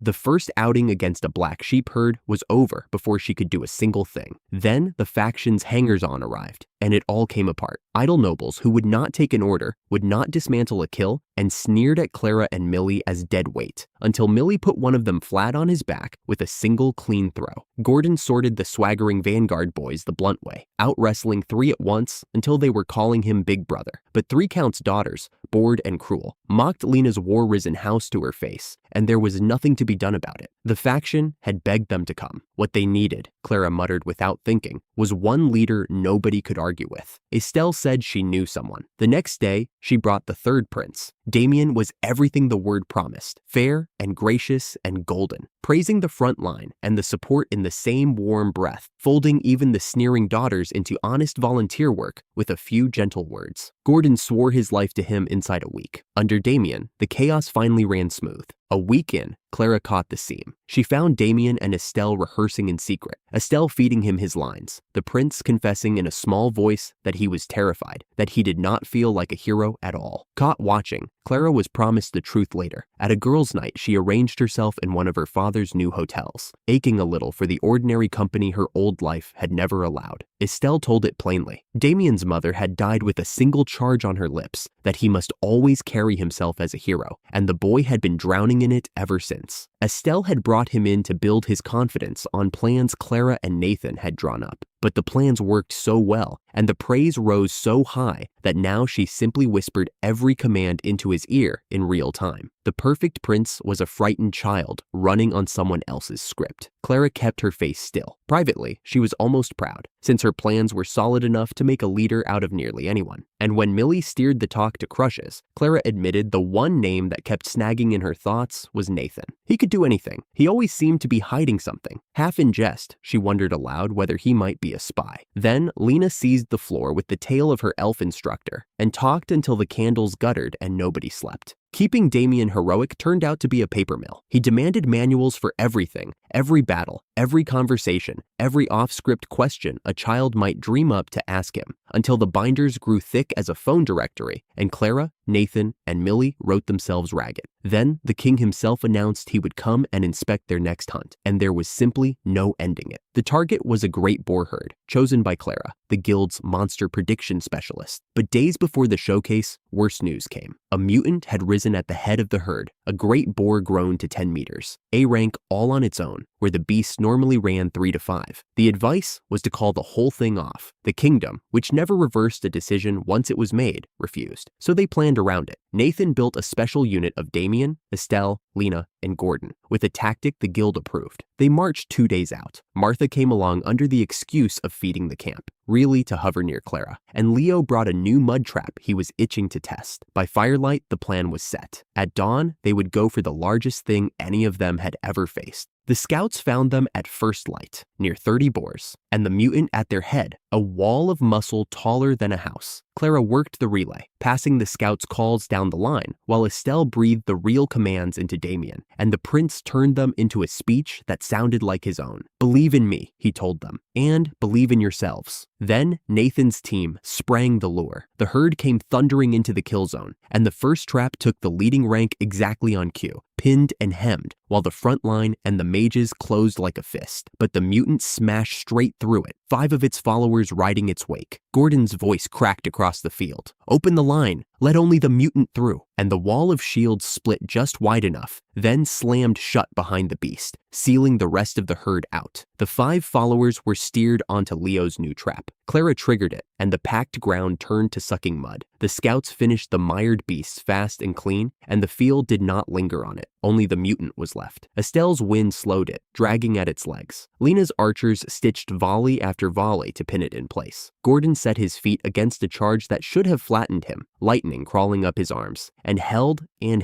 refusing it a single step past his line. And in the half-breath, the beast was held. Damien moved. He slipped beneath the vast bulk with a fire-wrapped blade in both hands and drove it up into the one soft place the hide left open. The mutant shuddered its whole 10 meters and came down like a felled roof. Where it had stood, there was only a magic stone, larger than any of them had ever seen. The clearing went utterly still. The scattered herd thinned to fewer than 10, and the pursuit was handed to the knights per the script. It had all been Nathan's plan and Estelle's whispers and Clara's relay, every word of it. And the king arrived to a quiet, hard-earned field and praised the prince's judgment and called it the sign of a bright age. Then, on a whim, he declared a victory banquet right there, the boar as the feast. Damien went pale. Clara was already moving. "Use the old reception script for now," she told Estelle, low and fast. "I'll have the king's version ready before the toast." She pulled Nathan off the wounded and set him to it beside her. Somewhere under the weariness, she almost laughed. She had done this before, absorbed an impossible demand from the top of the room without blinking, in a gray office, in another life. Some things followed a person across worlds. She had the good life now, the one she had never been given, valued, surrounded, useful. She simply happened to be living it as ever from the back room, with a stone the size of a shield cooling in the grass, a prince who could not yet stand on his own, and a smooth foreign boy she still could not read. Clara opened her eyes to a ceiling she did not know, and to the odd fact that she was drifting against it. There was no weight to her, no breath. She hung near the high white lights like smoke that had forgotten to rise, and below her, a room she had not stood in for a lifetime, spread out full of people in black. A hall, rows of folding chairs, a long table banked with white flowers, and photographs, and a name printed large on a ribboned wreath. The name on the wreath was not Clara. It was the name she had worn in the life before this one, Naomi. She understood, the way you understand things in a dream, without anyone telling her. This was her own funeral, the one from the old world, and she had come back to watch it from the ceiling, a guest at the last gathering held in her honor. Her first thought was not grief, it was surprise. She had expected a small room, a handful of chairs, most of them empty. In the gray years, she had counted herself a person who passed through the world without leaving a dent in it. The woman at the back desk who did the work and was never quite seen doing it. She had made peace, she thought, with being that. But the hall was full. She drifted lower, disbelieving, and began to know the faces. There, near the middle, sat her old teammates from the school club, the girls she had run the court with a whole decade ago, grown now, some with gray at the temples. Her old coach, hunched and openly weeping into a folded handkerchief. Seniors she had barely dared speak to. Juniors she had forgotten she had mattered to. And off to one side, a cluster she knew too well. The office, her office, a dozen of them, in the good dark suits they kept for weddings. And for this, sitting shoulder to shoulder in a silence that had a shape to it. They came, she thought. All of them came. For me, she hovered over the rows and felt something she had no name for. Not the old ache exactly, though the ache was in it. Something closer to a question she had carried her whole life without ever getting to ask it aloud. Did it count for anything? Any of it? All those quiet years at the back of the room? Below her, near the front, a woman was crying harder than the rest. The woman near the front was folded almost double, both hands pressed over her mouth, her shoulders going in a way that could not be politeness. Clara knew her at once, and the knowing sent a cold thread through the drifting, weightless thing she had become, her boss, Diane. The one who had signed off on the endless grunt work, who had smiled thinly across the desk for years and handed her the tasks nobody wanted, morning after morning, and called it the way things were. Diane, of all of them, was the one who could not stop crying.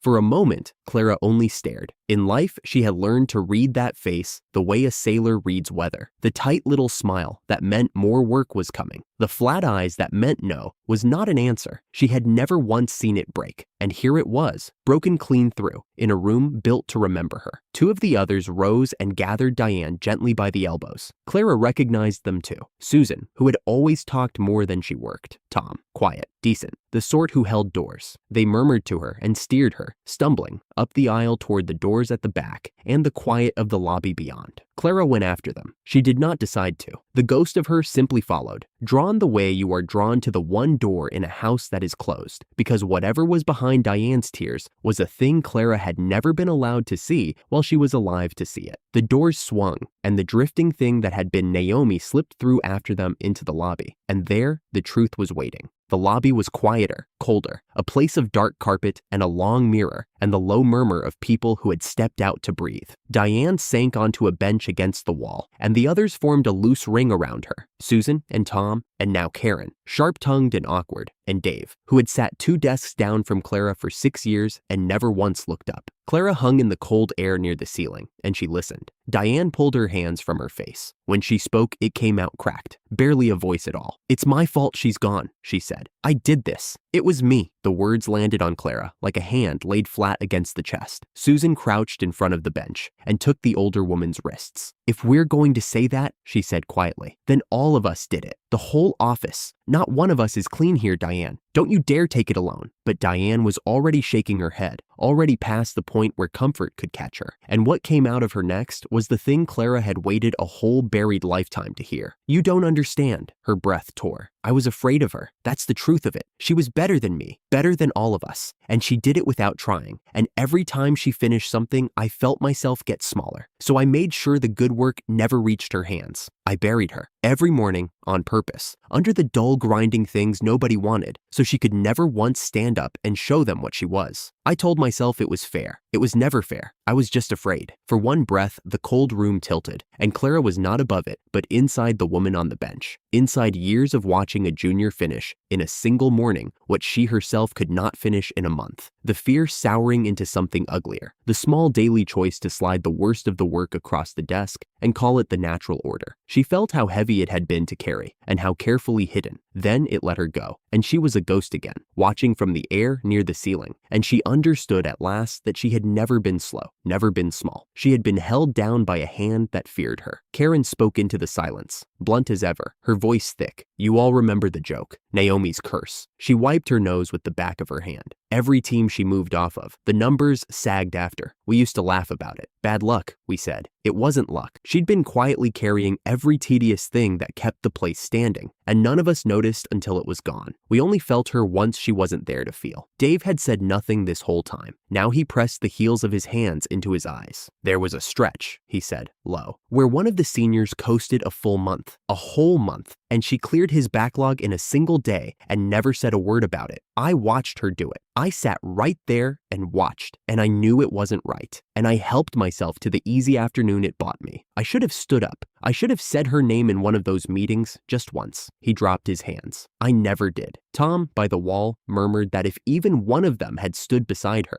none of it would have gone the way it went. Clara hung above them and let it wash through her. This flood of everything she had never once been told, that they had known, all of them, exactly what she was, that the verdict she had lived under, the quiet lifelong sentence of not quite enough, had been a lie the whole time, told by people too afraid or too comfortable to overturn it. She was not crying, because ghosts cannot, but something in her that had been clenched for 2 lifetimes was slowly, finally coming open. A new figure came through from the hall, and the little ring of mourners shifted to make room. Clara knew him last of all, and knowing him tightened the ache in her past bearing. Mr. Dawson, the department head, an older man now, gray and stooped, who in all the gray years had been the one person to look at her across a desk and seemed to actually see the person doing the work. He had never been able to change anything, but he had seen. He stood over the bench a moment, and when he spoke, it was half to them and half to no one. I keep thinking of her presentation, he said, the last big one. It was flawless, you all remember, and she stood up in that room and said plainly what the people above her had gotten wrong.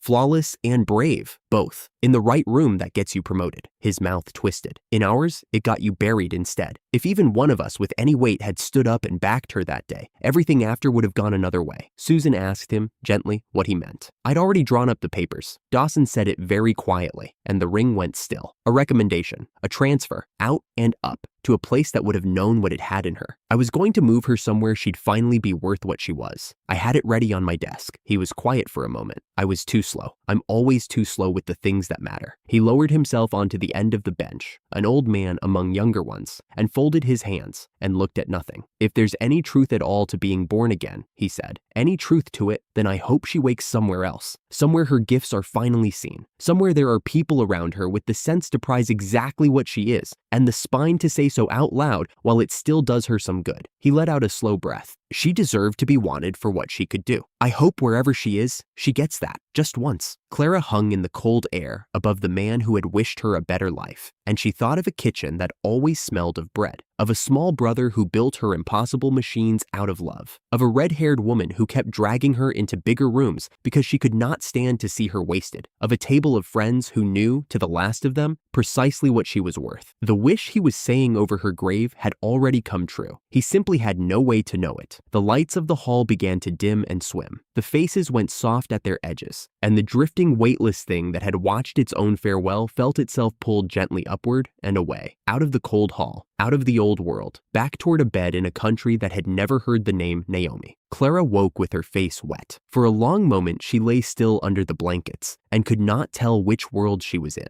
The ceiling above her was low and wooden and familiar. The air smelled faintly of the ovens 2 floors down, already lit for the morning bread. Her own small hand, when she lifted it, was a child's hand. She was here. She was 13 years old, and here, and the funeral had been a dream, or perhaps not only a dream. She would never be able to say for certain whether some last thread of her had truly drifted back across the dark to watch that room, or whether her sleeping mind had simply given her the thing she had needed her whole life to hear. In the end, it did not matter which. She had heard it. They knew, she thought. All of them. They knew what I was, the entire time. She waited for the old bitterness to rise with the thought, the way it always had. It did not come. In its place was something quieter and far larger, and she lay in the warming dark and let herself take stock of it, piece by piece, the way she would tally a ledger. A mother downstairs who thought no work was beneath notice, and no daughter of hers was ever small. A father who had traded a dream for a family and counted it the best bargain of his life. A brother who put his inventions in her hands like offerings. A guildmaster who had seen her worth in an afternoon and never once let her forget it. A table of friends. A genius, a schemer, a giant, a prince, a girl from a failing house, a boy she could not read, every one of whom knew exactly what she could do and wanted her for it. The very life Mr. Dawson had prayed for her to wake into was the one she had woken into.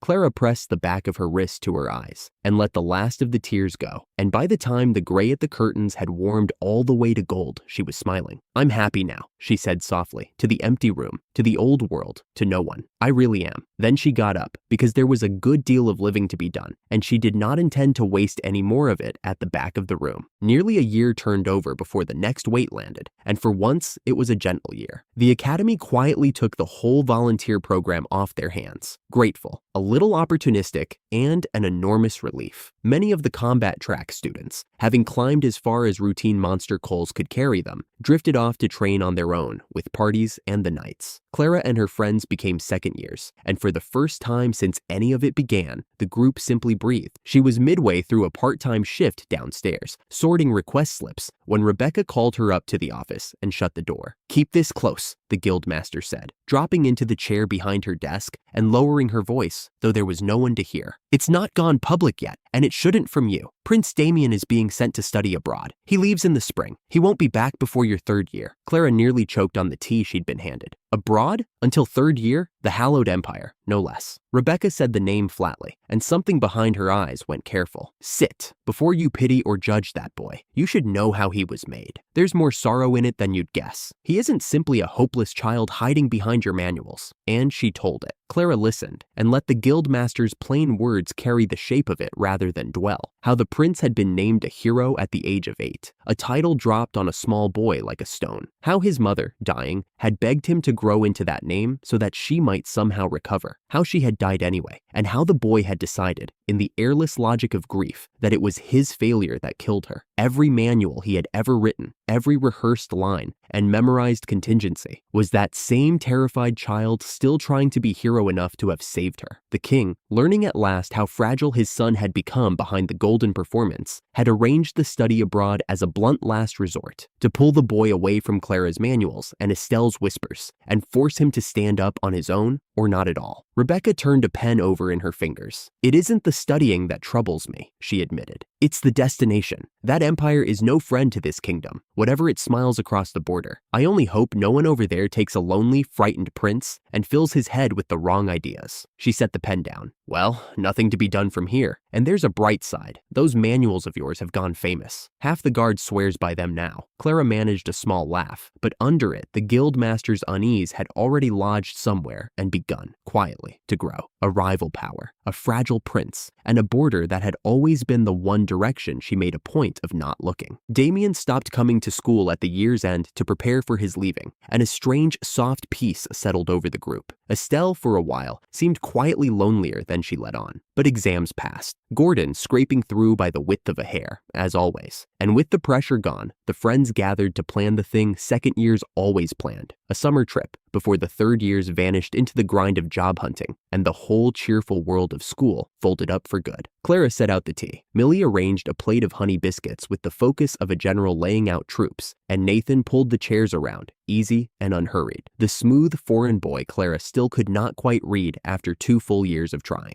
"You know," Millie said, dropping into her seat and stealing the first biscuit. "Thank goodness the prince went abroad. I feel for Lady Estelle, truly. But if Damien were still here, we would be writing a manual for this holiday. A manual For a vacation, she shuddered with theatrical horror. I could not survive 2 hellish summers in a row. I would simply lie down in the road. Nathan huffed a laugh and reached past her for the tea. Say what you like about the manuals, he said. They're respected now. Rebecca told me even the Imperial Guard cites ours. The one for a broken carriage wheel on the road. Treat the breakdown as possible sabotage. Hold position. Brace for an ambush. He paused, faintly troubled by his own words, then let it go. Something like that. I wrote half of it and I can't remember the half I wrote. Clara smiled and poured, and for a moment it was perfect. The sun, the tea, her friends, the good, warm, ordinary weight of a life she had almost not believed she was allowed. She was reaching for a biscuit of her own when the door opened, and the perfect moment ended. Lena came in with Estelle a step behind her, and one look at Lena's face put every biscuit down. She was pale, and her eyes were red-rimmed, and she stood in the doorway twisting her hands as though she'd rehearsed an apology the whole way over and lost it on the threshold. I'm so sorry, Lena said. I've been trying to find the words all week. Something's gone wrong at home, at my family's estate, and I don't think I can join the trip this summer. Please forgive me. I know how long we've planned it. Clara was on her feet before she'd decided to be. Don't apologize, she said gently, guiding the older girl to a chair. Please, just sit and tell us what's happening. It came out in pieces. The Kendwell earldom, Lena's home, the war-risen house she had always carried like a stone, was sliding hard toward bankruptcy. It had happened fast. People were leaving the territory in numbers to find work elsewhere. Her old archery instructor Ellis had gone, and the Beastfolk adventurer party with him, and dozens more besides. The coffers were running dry, and Lena, who Clara only now understood, had thrown herself into every scrap of faction work these 2 years to quietly send the coin home, could not sit in the sun and drink tea while her family's whole world came apart. I have to go back, she finished, staring at her hands. I have to help, however little help I am. The room was quiet. Then Estelle, who had stood listening by the window, turned around with the light behind her and that particular briskness she got when she had already solved a thing. Then let Kendwell be the destination, she said. All of us. We were going somewhere to spend a summer's worth of coin, so we spend it in Kendwell instead. We stay together. Lena comes home with friends at her back, and every last coin we spend drops straight into the territory's coffers where it's needed. She looked around the table. Any objections? There were none. Of course there were none. Lena's eyes filled and she pressed a hand to her mouth, and Millie was already grinning about beaches, and Nathan was already, faintly, doing sums. But Clara sat very still amid the warmth of it and felt the old cold thread again, the one from the dream, the one from the border she never looked at. A territory did not simply collapse in a single fast year. Instructors did not empty out of a home all at once by accident.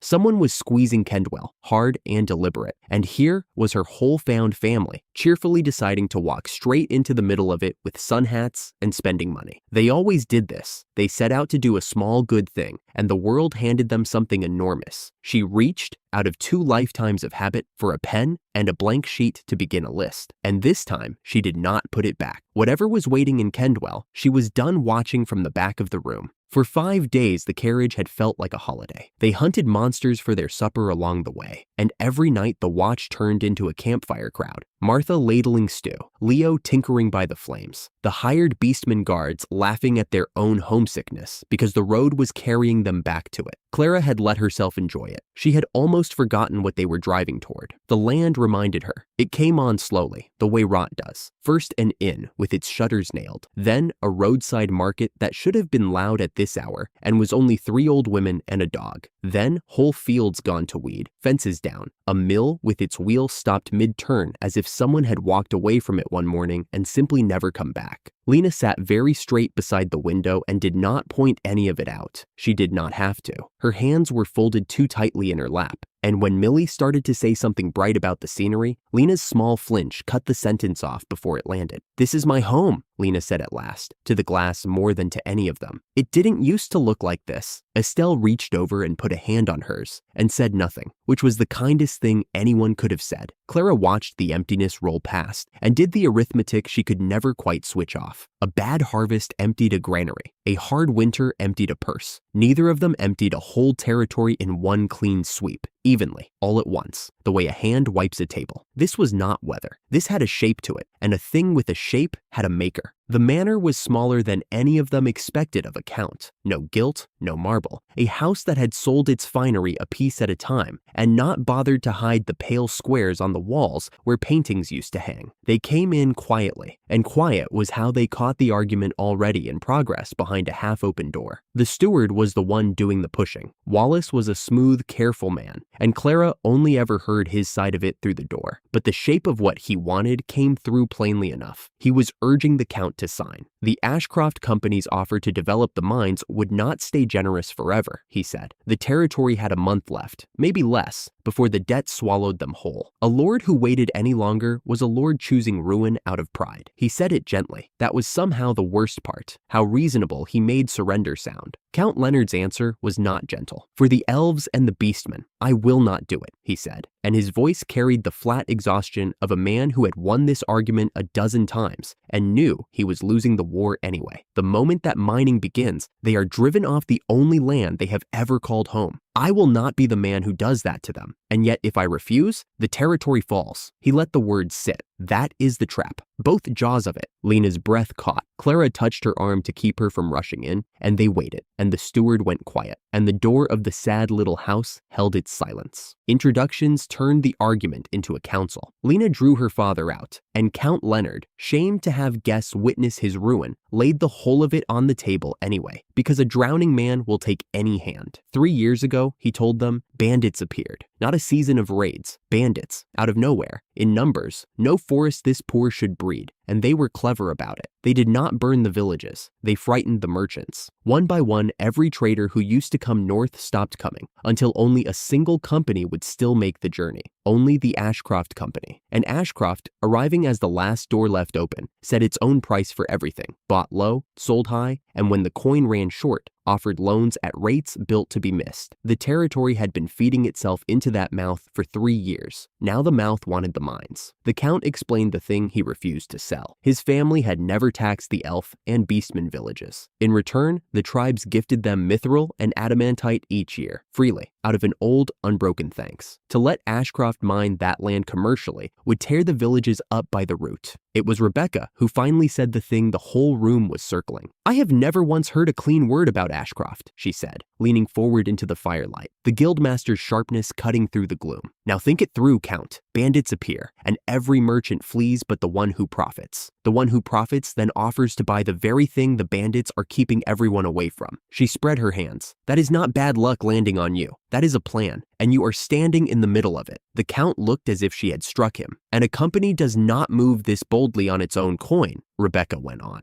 quieter now, which was worse. Ashcroft has friends in high places. It made them during the war scare, playing both sides for money. A hand this steady, reaching this far into a border territory, has something much larger standing behind it. She did not say the name. She did not have to. The word empire hung in the room without anyone speaking it, and Clara felt the cold thread she had first touched at a tea table 2 seasons ago pull taut, all the way from the capital to this shabby fireside. Estelle spoke for all of them then, that whatever this territory needed, they would be part of solving it. And Silas, chairman's instinct waking, began quietly asking the questions a merchant asks. The Count thanked them with his eyes wet and his hands empty, ashamed, certain the debt was too deep for kindness to reach. Clara said very little. She was doing the arithmetic again, and this time it frightened her because the numbers were not small. A far larger hand, a proxy that profited, a manufactured siege patient enough to run 3 years. Someone had looked at a loyal old count who protected the weak and had decided the fastest way to take what he guarded was to make him poor enough to hand it over himself. She meant to break that. She just did not yet know with what. Later, when the house was asleep, Clara came back out to the spring. It was a plain thing, a natural hot spring the Count's family shared with the townsfolk. No walls, no fuss, water-breathing steam into the freezing dark. She sat on the warm stone rim with her hair still damp and thought about it the way she thought about everything, which was, what is this worth and to whom? Nobody here has ever imagined selling it, Lena said, settling beside her. It's just the bath. It's always just been the bath. That was the whole tragedy of the place in one sentence, Clara thought. This kingdom had no bathing culture. No noble in the capital had ever soaked in open mountain water under a moon like this and paid for the privilege, because no one had ever offered it. And here it sat, breathing money into the night, and the people who owned it called it the bath. Lena, Clara turned to her, and something in her own voice had changed. The analyst had woken and would not lie back down. Take us through the whole territory tomorrow, every corner, the villages, the forest, all of it. She looked back at the steam.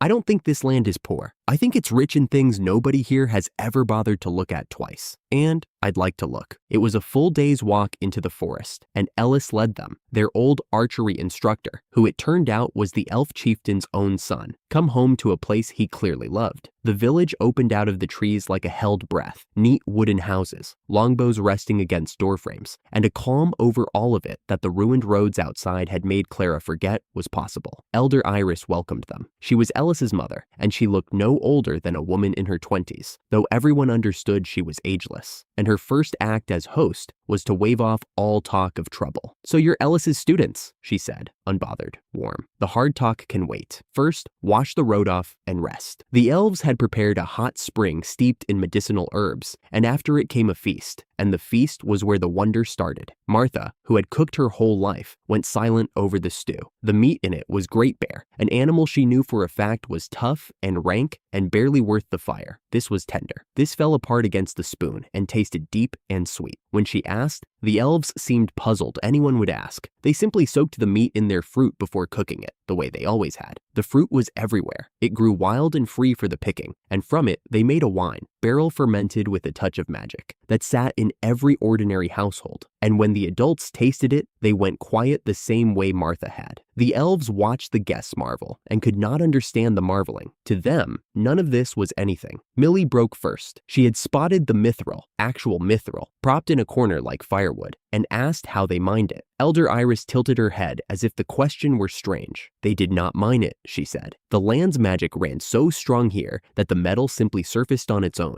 and they picked it up off the ground." Then her calm faltered, just slightly, and she added that she was wary of giving away much more of it. Wealth like that, once the world noticed, had a way of drawing the wrong eyes. Clara heard the caution and understood exactly which eyes she meant. Silas, when he could speak, made the offer that changed everything. That Bell Trading would buy their fruit, their wine, their goods at honest prices and carry them to a world that had never known they existed. Iris said only that the beastmen would have to agree too. The two tribes shared one barter system, and neither traded outward without the other. And under her own amazement, quietly, Clara felt the single cold edge of the whole bright day. This was the same door Ashcroft had wanted to force. Open the tribes to the outside, and you opened them to being taken. The difference between rescue and ruin was only which hand held the key, and she was going to have to be very sure hers was the kind one. The next day, the beastmen took them in. Calm led the way, a bear of a man, broad and plain-spoken, the leader of the very adventurer party that had guarded their carriage north. His village was bear folk in the main, but squirrel folk lived among them now, and Calm explained why without any softening. The squirrel settlements had been raided by bandits again and again until the little folk gave up and moved in behind the bear's strength. The same manufactured siege, reaching even here, which made what happened next matter more than any of them let on. Ellis brought out the gift, 30 crossbows fitted with Leo's laser sights, the sniper bowguns, handed to the squirrel folk so that a fast, clever, poorly armed people could finally hold their own ground. Rita and Rue, two quick squirrel sisters, turned them over with open reverence. That weapon, they said, was the whole reason the pair of them had climbed to the top ranks of the guild. Lena waved off the thanks in a fluster, and only Clara seemed to notice how much those 30 crossbows must have cost a family already sliding toward bankruptcy. A gift given anyway, quietly, before she ever came home. Then the feast, and the feast was the elf village all over again, only more so.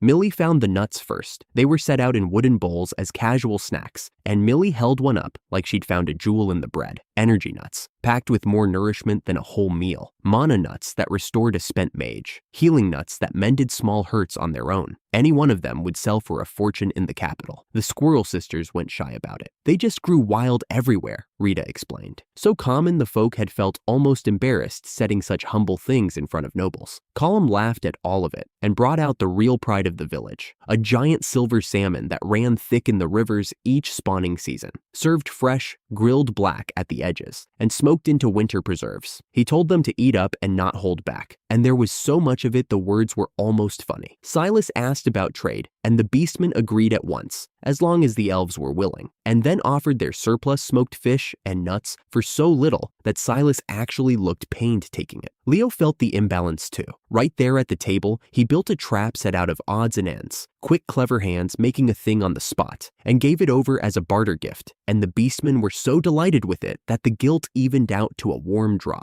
Clara sat in the middle of the noise and the abundance, and felt something close to vertigo. Every bowl on this table was a fortune the world had never been allowed to see, and the people who owned it were apologizing for it. They came back to the manor and to Count Leonard, who met them braced for the worst. He had already decided what the tour had found. There had been nothing much worth seeing, had there, he said. With the flat certainty of a man who has run out of hope, he feared his territory was simply finished. Silas set him straight. On the contrary, Silas said, and there was real heat in it, the anger of a merchant who has just seen treasure left to rot. This territory is a storehouse. It genuinely angers me, as a tradesman, that goods this fine never once reached the world outside. Bell Trading will put up the funds. At once, the Count stared at him as though the words were in another language. Silas simply held out his hand until the older man, disbelieving, took it. Clara, watching the Count's despair crack open into something like hope, leaned toward Leo and let her guard down for exactly one sentence too long. "This whole place is a warehouse," she murmured. "A warehouse the size of a country, just left to rot. This is exactly what sitting on riches and wasting them looks like." A grin tugged at her. Mind you, that other warehouse was every bit as bad. She had forgotten Rebecca's ears. "I heard that, Lady Clara." Rebecca's voice came from across the room, dry and delighted, and the trap in it closed as neatly as any Ashcroft had laid. "And just which warehouse would that other warehouse be?" Clara opened her mouth and found nothing in it. "No, never mind. I've decided." Rebecca folded her arms, thoroughly pleased with herself. "A guild branch. Here, in the territory. Someone has to build it from nothing. And someone in this room seems to see straight through walls to the money behind them." Her smile widened. "You, no arguing." And that was how the girl who had spent 2 lifetimes doing the vital work from the back of the room walked, without meaning to, straight to the front of this one, handed a whole territory to turn around, in front of everyone. She should have argued. She didn't. Somewhere under the mortification, a warmer thing had already started sketching lists. But Clara did not let the warmth close over the cold underneath, and she was right not to, because the treasure was real now, named and counted, and about to be shipped to a world that had never seen it, which meant the patient hand that had squeezed this territory for 3 years was about to notice it fighting back. Ashcroft still circled, its deadline still ticking. Somewhere behind it, the far larger power Rebecca would not name yet still watched the north, and in the manor itself, close enough to hear every plan they made, a smooth and reasonable man who had spent all evening urging surrender went quietly back to his ledgers and smiled at none of them and was not finished. The whole of the Count's fortune fit on one desk, and Clara had read every page of it before breakfast. She sat with the loan documents spread in front of her, tallying a territory that had been quietly bled for 3 years. The numbers were ugly. They were also, she decided, fixable, which was the only kind of ugly she liked. Millie leaned over her shoulder, certain as sunrise. "Grandfather's going to lend us the money," she said. "I'd stake the whole company on it." Her grandfather was Chairman Grayson, and Millie said his name the way other children said a magic word. After that, the plan grew faster than Clara could write it down. Estelle looked at the mountain hot springs and the tribal larders and saw exactly what a bored aristocrat would pay to sit inside. A resort, she called it, built for nobles who had never once tasted food this good. Part of Grayson's coin would raise it. Rebecca, in her guildmaster's coat, signed off on something stranger still. She approved an integrated guild. The Adventurers' Hall and the Merchants' Hall merged into one body, the first such thing in the kingdom. The 2 guilds had loathed each other for generations. Nobody had ever written the rules for running them as one, which meant Clara had to. She pulled the blank sheets toward her, and her stomach dropped the way it always did. She had done work like this before, in another life, under a humming light, and again in this one, drafting a certain prince's manuals until her fingers locked. She had sworn on everything she owned never to touch that kind of ordeal again. Now the ordeal was the one thing that could save Kendwell, and the skill it had beaten into her was the sharpest tool in the room. She hated that. She used it anyway, and by lamplight, the impossible paperwork began to take shape under her hand. While Clara drowned in documents, the rest of them scattered to do the work no document could. Leo, Nathan, and Lena rode out with Ellis to teach the squirrel folk how to hold a village, where to stand, how to loose a bolt and fall back, how to turn a raided hamlet into something a bandit thought twice about. If Lena volunteered a little too quickly, and if her eyes kept drifting to the quiet elf beside her, nobody was unkind enough to mention it. Gordon found his own lesson. The bear folk had a grappling art, an old close-hold wrestling with no strikes in it, all leverage and patience and enormous strength, and Gordon took to it the way water takes to downhill. Calm slapped him on the back, hard enough to stagger a horse. "The boy's got the shape for it," the bear beastman rumbled, delighted, and the tribe folded Gordon in like one of their own. Word of it reached Clara at her desk. She looked up from the numbers just long enough to give her blessing, and something in her filed the moment away and marked it useful. A boy the whole capital had called a joke, learning to throw grown warriors in the dirt. She could not yet say where that would matter. She only knew, the way she always knew, that it would. A week later, Rebecca, Estelle, and Millie rode for the capital to grease the wheels there. 3 days after their carriage rolled out of sight, a different carriage rolled in, and the man who climbed down from it was the one Clara had been waiting to meet. Barton, chairman of the Ashcroft Company, was a heavy, oily man who filled a doorway and knew it. He came in without waiting to be asked, already talking, pressing the Count for a fast decision, spreading his ruinous loan across the table like a feast. He was in a hurry now, and Clara understood why. He had felt the territory begin to breathe again, and a squeezed man who catches his breath is a man who slips the noose. So Barton sweetened it. "Agree today," he urged, and he would toss in another 10,000 gold on top, as though generosity had ever once crossed that mind. The Count sat very still. Behind him, close against the wall, the steward Wallace stood with his ledger clasped to his chest and said nothing at all, though the color was leaving his face by the word. Silas let the chairman finish. He let the extra gold hang in the air and go stale. Then, calm as a man closing a shop for the night, he laid down the answer Clara had spent 3 sleepless days building the ground for. "Bell Trading Company will be extending the loan to Kendwell," Silas said, "and we've already bought up your hold on this territory. Shall we settle the whole of it in a single payment?" The room went quiet enough to hear the streaked glass tick in its frame. Clara watched it land on Barton's face, one piece at a time, and she let herself have every piece of it. First the smile, held a beat too long.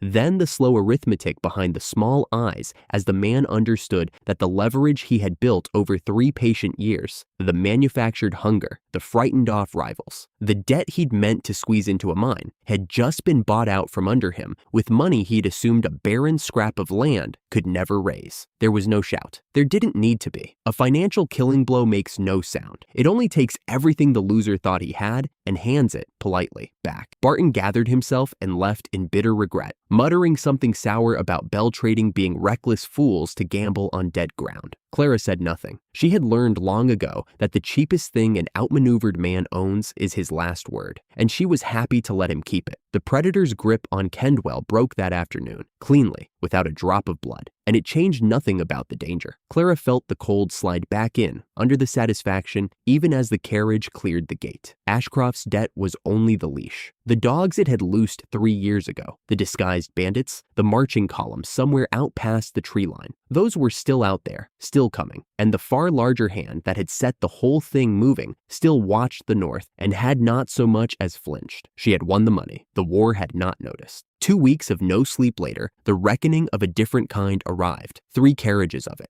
Duke and Duchess Ward came to inspect the territory in person, with Chairman Grayson traveling at their side, and for 3 nights and 4 days, the whole of Clara's exhausted household became a machine for delighting them. Count Leonard Kendwell met them at the gate with a careful, honest greeting, apologized for nothing, and led them straight to the new bathhouse built for noble guests alone. The Duke lowered himself into the steaming water, went quiet, and came up a changed man. "This spring alone made the whole trip worth the road," he said, to no one and everyone. The first evening's dinner was the tribe's own cooking raised to a table. Great bear meat gone tender as butter, forest herbs, the restoring nuts served like sweets. The Duchess ate as though she had never been fed in her life. "The meat is so tender it frightens me," she confided to Lena, who kept a small dish of nuts at her elbow all night and pressed them on the tired Duchess with a soft, insistent kindness. Martha stood at the kitchen door with her arms folded and her chin up. Tomorrow, she announced, they would begin the creative dishes. Tonight was only the tradition, and please, look forward to it. Clara moved through it all half asleep and quietly amazed. The larder every merchant in the kingdom had ridden past for years was seducing a duke one plate at a time. Somewhere under the steam and the praise, she kept a careful count of who was charmed, of what it would cost to keep them charmed, of how much a friendship this powerful was worth to a territory the bandits had not finished hunting. The days that followed were built to be enjoyed, and the guests obliged. There was a hunt, arranged as sport. The Count baffled that anyone would chase game for pleasure rather than need, until Estelle gently explained it was an old noble pastime and even a subject taught at the academy. The Count went along with it, quietly resolving that sending Lena to learn such things had been worth every coin, and if a few beastman hands drove the prey toward the noble's arrows unseen, well, that was hospitality too. There was fishing the next day, which baffled Column in the other direction. The bare beastman watched a duke thread bait onto a hook and asked, honestly, why the man didn't simply reach in and grab one. But it was the last day's entertainment that made the whole trip. The squirrel folk danced first, a whirl of flips, and a bright stamping line that had the Duchess clapping like a girl. Then came the wrestling, a friendly tournament by the tribe's own rules. No strikes, win by submission, or by throwing your man from the ring, and into it walked Gordon Donald. The huge red-haired boy the capital had mocked for a fool set his feet against grown bear warriors, and, hold by patient hold, began putting them down. The guests were on their feet. The Duke shouted like a common spectator, and Clara, watching the filed-away moment pay itself back exactly on schedule, allowed herself a tired, private smile. There was the thing she'd known would matter. Was it pride or a show?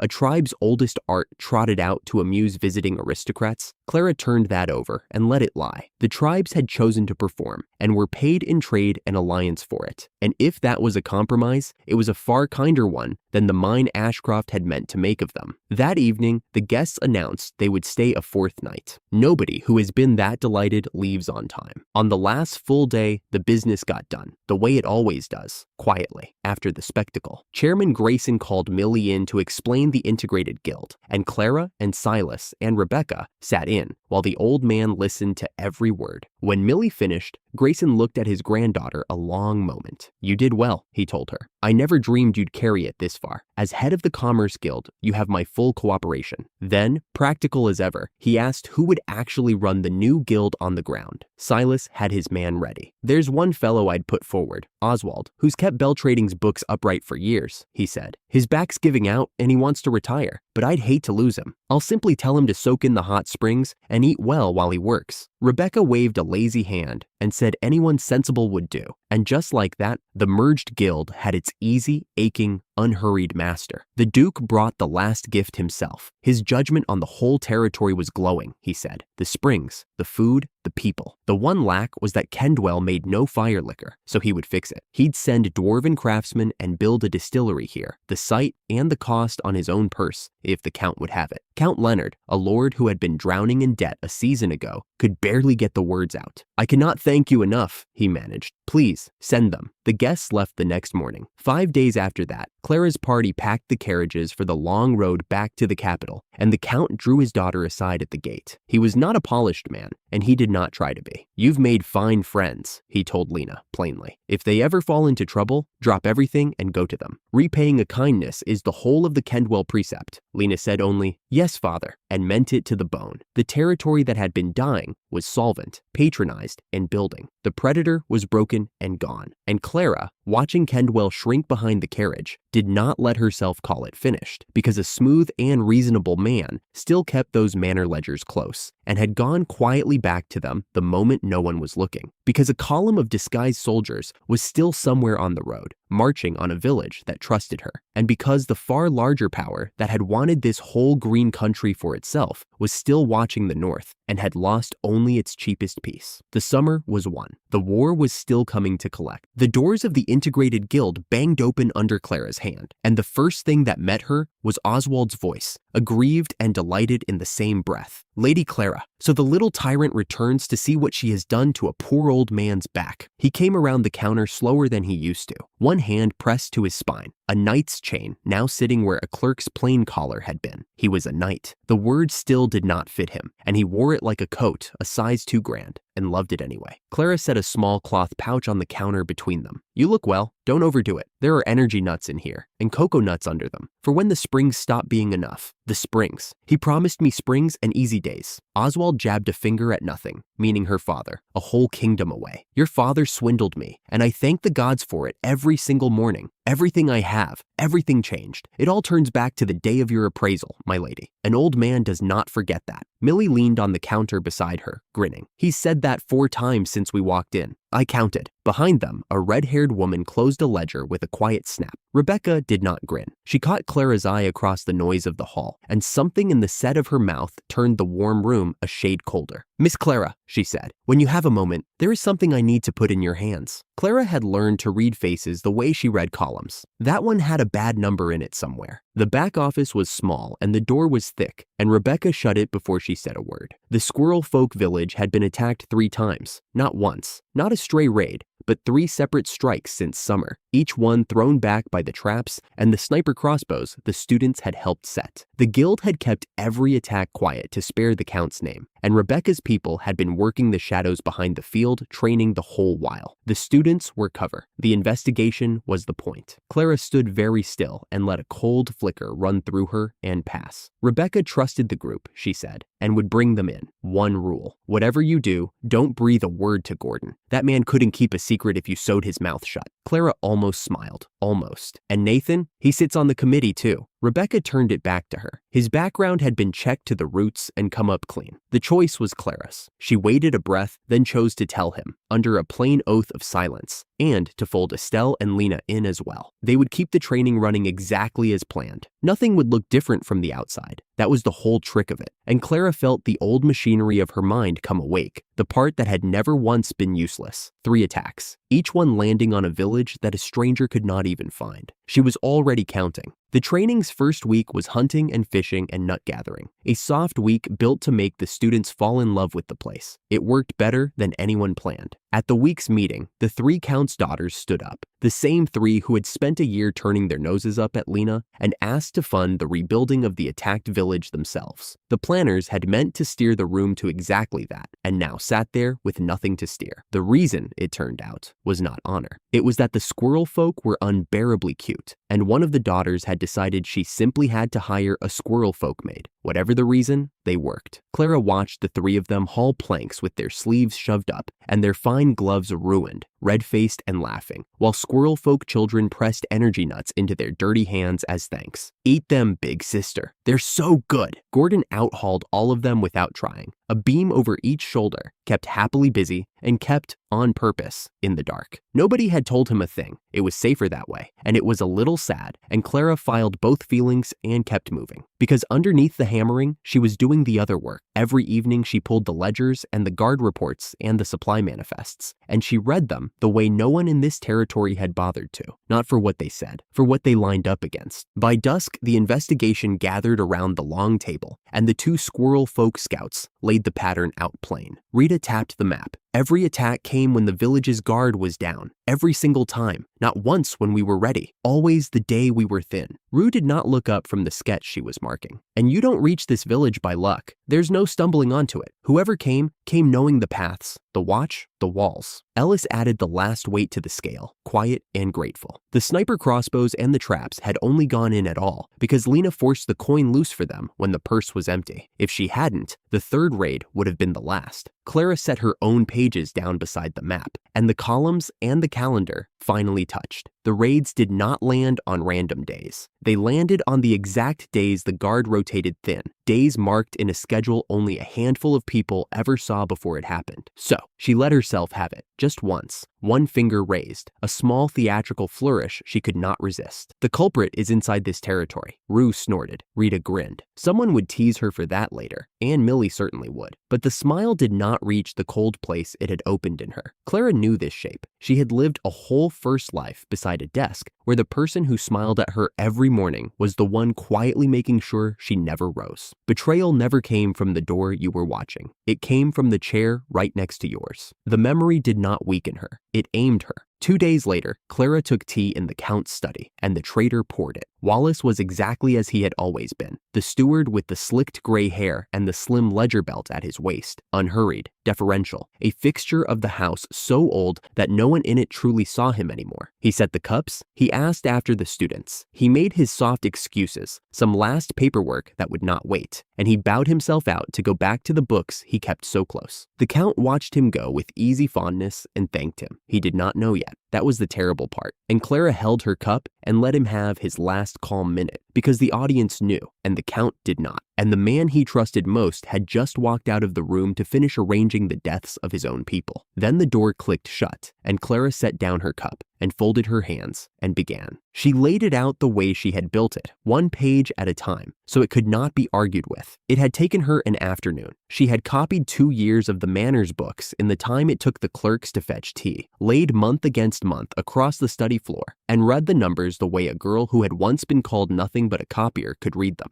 The steward had counted on no one bothering. He had never once imagined a child would sit down and actually add it all up. The contracts first. For 2 years, the Manners business had been steered quietly toward a single favored firm, the Ashcroft Company, at terms that lost the territory money every season. Small enough each time to miss, ruinous when you stacked them. A hand had been on that tiller, and it was not the Count's. The timing next. Every bandit raid on the Squirrel Folk Village fell on a day the guard ran thin, and every one of those thin days traced back to a schedule the steward set and to a private meeting the steward took just before. Clara had matched the raid dates to his calendar, line against line. They did not miss by a single day, and the last thread. The steward had been in steady contact with a certain Blackmore company, a firm whose wagons, when the guild finally looked inside them, carried steel and armor where the manifest swore there was grain. Contracts, timing, contact, motive, method, and the man. She set the final page down and said the name, plainly, without a flourish this time, because this one deserved none. The Count did not speak for a long moment. His hand had gone still on the cold teapot, and Clara watched an old man do the arithmetic of 30 years and come up empty. When he found his voice, it came out of him in pieces. A man saying a name he had trusted since before Lena was born, and finding it had gone rotten in his mouth. He had thought, he said, that he had dealt with that matter long ago. He was quiet a while. Then he told the room he would not let his own hurt cloud his duty as lord. He said it twice, the second time mostly to himself. The way a man grips a rail he isn't sure will hold. Rebecca had come in for the end of it, and she closed the box. Wallace was already being tailed. The Blackmore Company was a bandit crew wearing a merchant's coat, and behind them, past the edge of what she could prove, was a reach far larger and far colder, a hand that had spent this territory like a coin it would never miss. The attack was not a fear. It was a certainty. It was coming. Clara sat with the cold click of being right, and the private ache under it that she never said aloud. She knew this exact feeling. She had earned it once before, in a gray office under a woman who smiled at her every morning and buried her every afternoon, who had feared what Clara could do enough to make sure no one ever saw it. She had known the truth then too,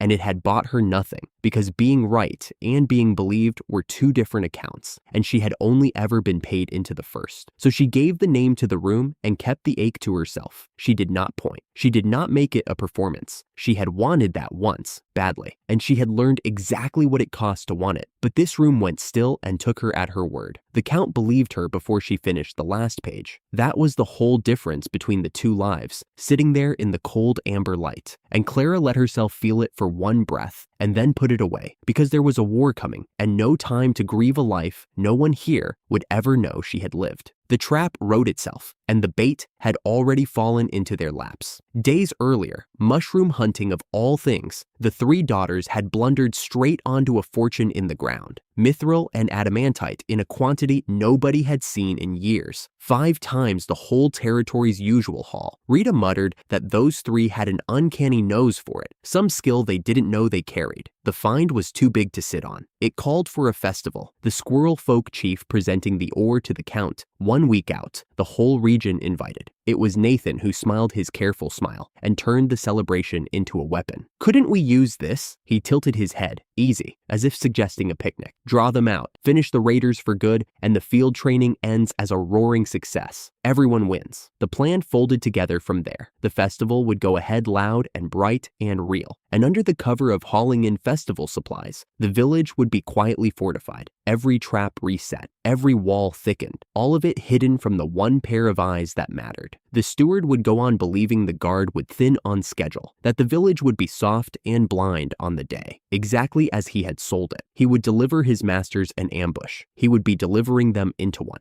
Estelle stood and told the students the plain truth of it, that this carried real danger, that only volunteers would fight, that anyone who chose to could shelter safe in the elf village, and no one would think less of them. Clara fully expected the three daughters to be first out the door to safety. Instead, they shot to their feet and swore, at the top of their lungs, that no one would raise a hand against their squirrel folk and walk away, that they would drive off every last raider themselves. They had, Clara later learned, bought sniper crossbows with their own money. They had, Clara was fairly sure, never fired one in their lives, but their reckless, ridiculous courage went through the room like a struck match, and one by one, every student stood with them. She kept her mouth shut and her doubts behind her teeth. She had learned that lesson too. By dusk, the village wore two faces: festival bunting over the stalls, sharpened stakes and hidden traps under the bunting. Rebecca found Clara at the tree line and gave her the last of it, low and flat. The strike would come 2 days before the festival, on the day the adventurers were drawn off by paperwork that had been slowed on purpose, when the village should have been at its very thinnest, and it would not be a raiding band this time. Heavy infantry alone numbered over 100 in armor, marching in earnest, with more behind them. "Understood," Clara said, and found that she meant it, and that her hands were steady. Over 100 armored men were already on the road, committed, certain of a soft target, walking toward a village that had spent a week turning itself into a closed jaw. Nathan came to stand beside her, watching the red drain out of the sky, and smiled at the number like it was good news. Then all that heavy armor just walked straight into that. He said the last word gently, that killing ground they had built, and did not name it further. "It'll barely be work." Clara looked at him, at how comfortable he was with 100 men marching to their end, at how neatly he had turned a children's festival into a scythe, reliable, unsettling, exactly the ally she needed, and the one she could least explain to herself. She could not quite kill the thought, small and cold and disloyal. What if the spy at the next desk over was standing right beside her, smiling at the sunset? The traitor was named. The trap was set. The army was on the road in armor, 100 and more, past the point where any of them could turn back. And somewhere behind all of it, past the steward, past the false company, past the reach of anything Clara could yet prove, a far larger hand watched the north it had never once looked away from. She stood at the tree line until the last of the red was gone. 2 days. In 2 days, the closed jaw would shut, and everything she had counted and everyone she had gathered would find out together whether the numbers held. The festival was 2 days off. The war was almost here to collect. The festival was 2 days off. The war did not wait for it. It came early, exactly the way the plan had promised it would. 2 mornings ahead of the crowds, on the day the guild had drawn every spare adventurer away on paperwork that would not quite finish. Clara stood at the tree line with the speaking stone warm in her palm, and the first report came through it before the sun had cleared the branches. Rebecca's voice was flat and fast. The enemy had left the base. 100 heavy infantry in armor, 50 light infantry behind them, 20 archers, 10 mages, 180 in all, marching for a village they believed was soft. Clara did not let her hand shake. She lifted her own voice and passed it down the line, clean and even, the way she had rehearsed it 100 times in her head. Numbers to the students in the trees, numbers to the tribes on the flanks, numbers to the shelters where the non-combatants waited. She was not a sword. She had never once been a sword, but she was the point every thread ran through,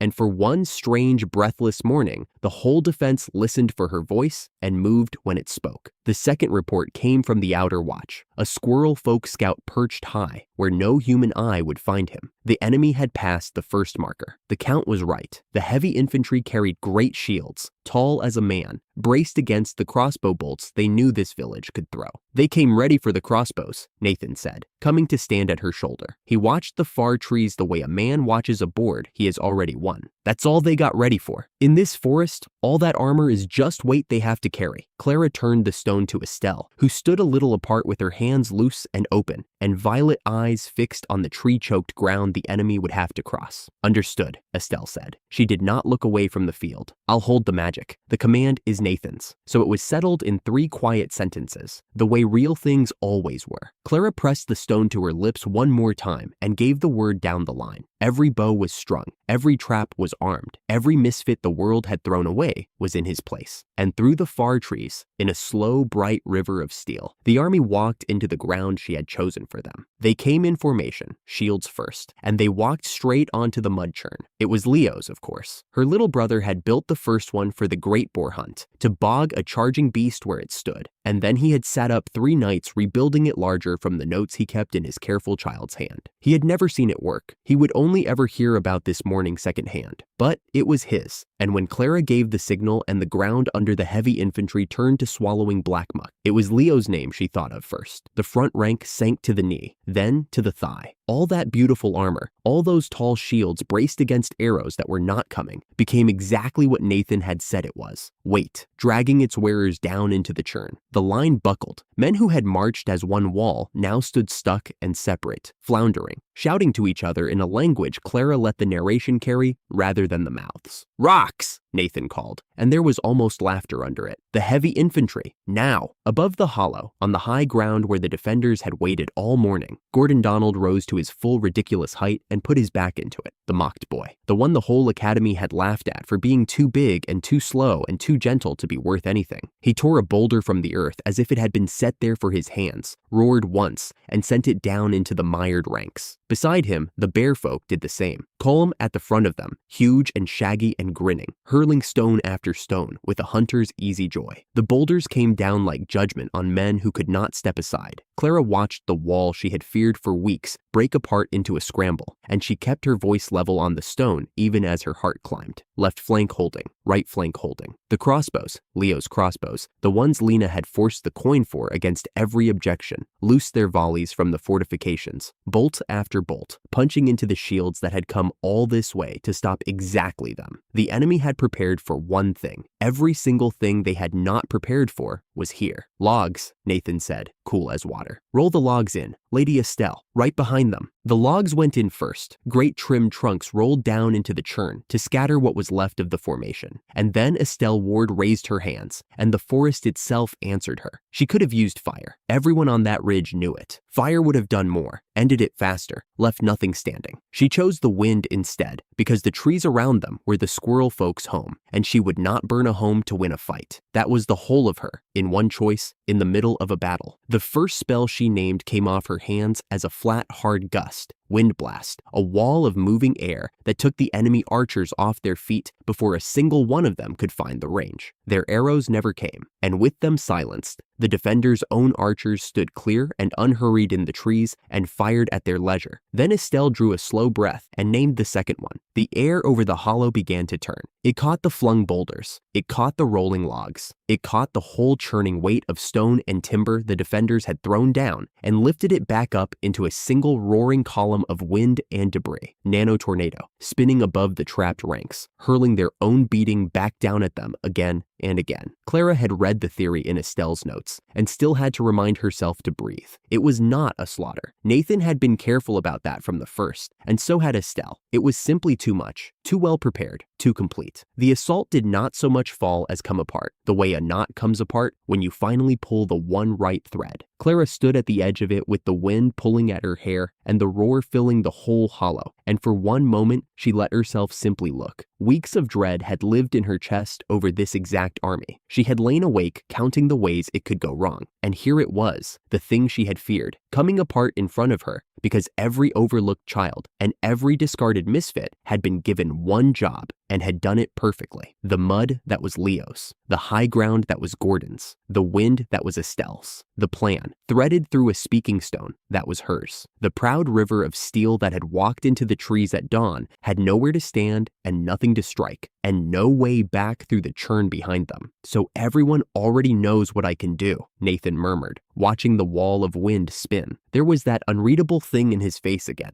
the thing Clara still could not name. She filed it away. Later. Not now. Now the enemy broke. What was left of 180 men ran. From the treetops the pursuit went after them. Squirrel folk and elves, moving through the high branches faster than a man could run on the ground. Rita and Rue at the front of it, loosing arrows down at the fleeing backs. Rita called the countdown to Clara through the leaves, and Clara marked it on the stone. The army that had marched to erase this village was down to a scattered handful, maybe 10 men still on their feet, crashing through the brush for their lives. And then, from behind the fortification cover, the crossbows started up all wrong. Clara turned to find the 3 Count's daughters, the ones who had spent a whole reconstruction week hauling planks for a village of creatures they found unbearably adorable, up on their knees behind the barricade, firing the sniper crossbows they had bought with their own coin and never once fired before. "This is for the squirrel folk!" one of them shrieked, bolt going wide into a tree. "Drive them off, every last one!" cried the second, working the crank with more fury than aim. "Don't you dare come back!" the third howled, and loosed at a fleeing man already 300 paces gone. Not one squirrel folk had been so much as scratched. Someone had clearly let the girls believe the little tribe had suffered horrors, and the girls had taken it entirely to heart. They fired until their bolts ran dry, and then they knelt there breathing hard and glaring at the empty trees, magnificent and completely unnecessary, until Clara sent word down to gently pry the crossbows from their hands. She almost laughed. She had forgotten she still could, in the middle of a thing like this. Then she made the call that mattered. She gave the signal to halt the pursuit. Enough. No chasing beaten men into the deep woods to be lost. Rebecca's voice came back over the stone, brisk and sure, ordering the capture squad forward instead. Take the base, subdue the stragglers, and hold them. They were bandits under a merchant's coat.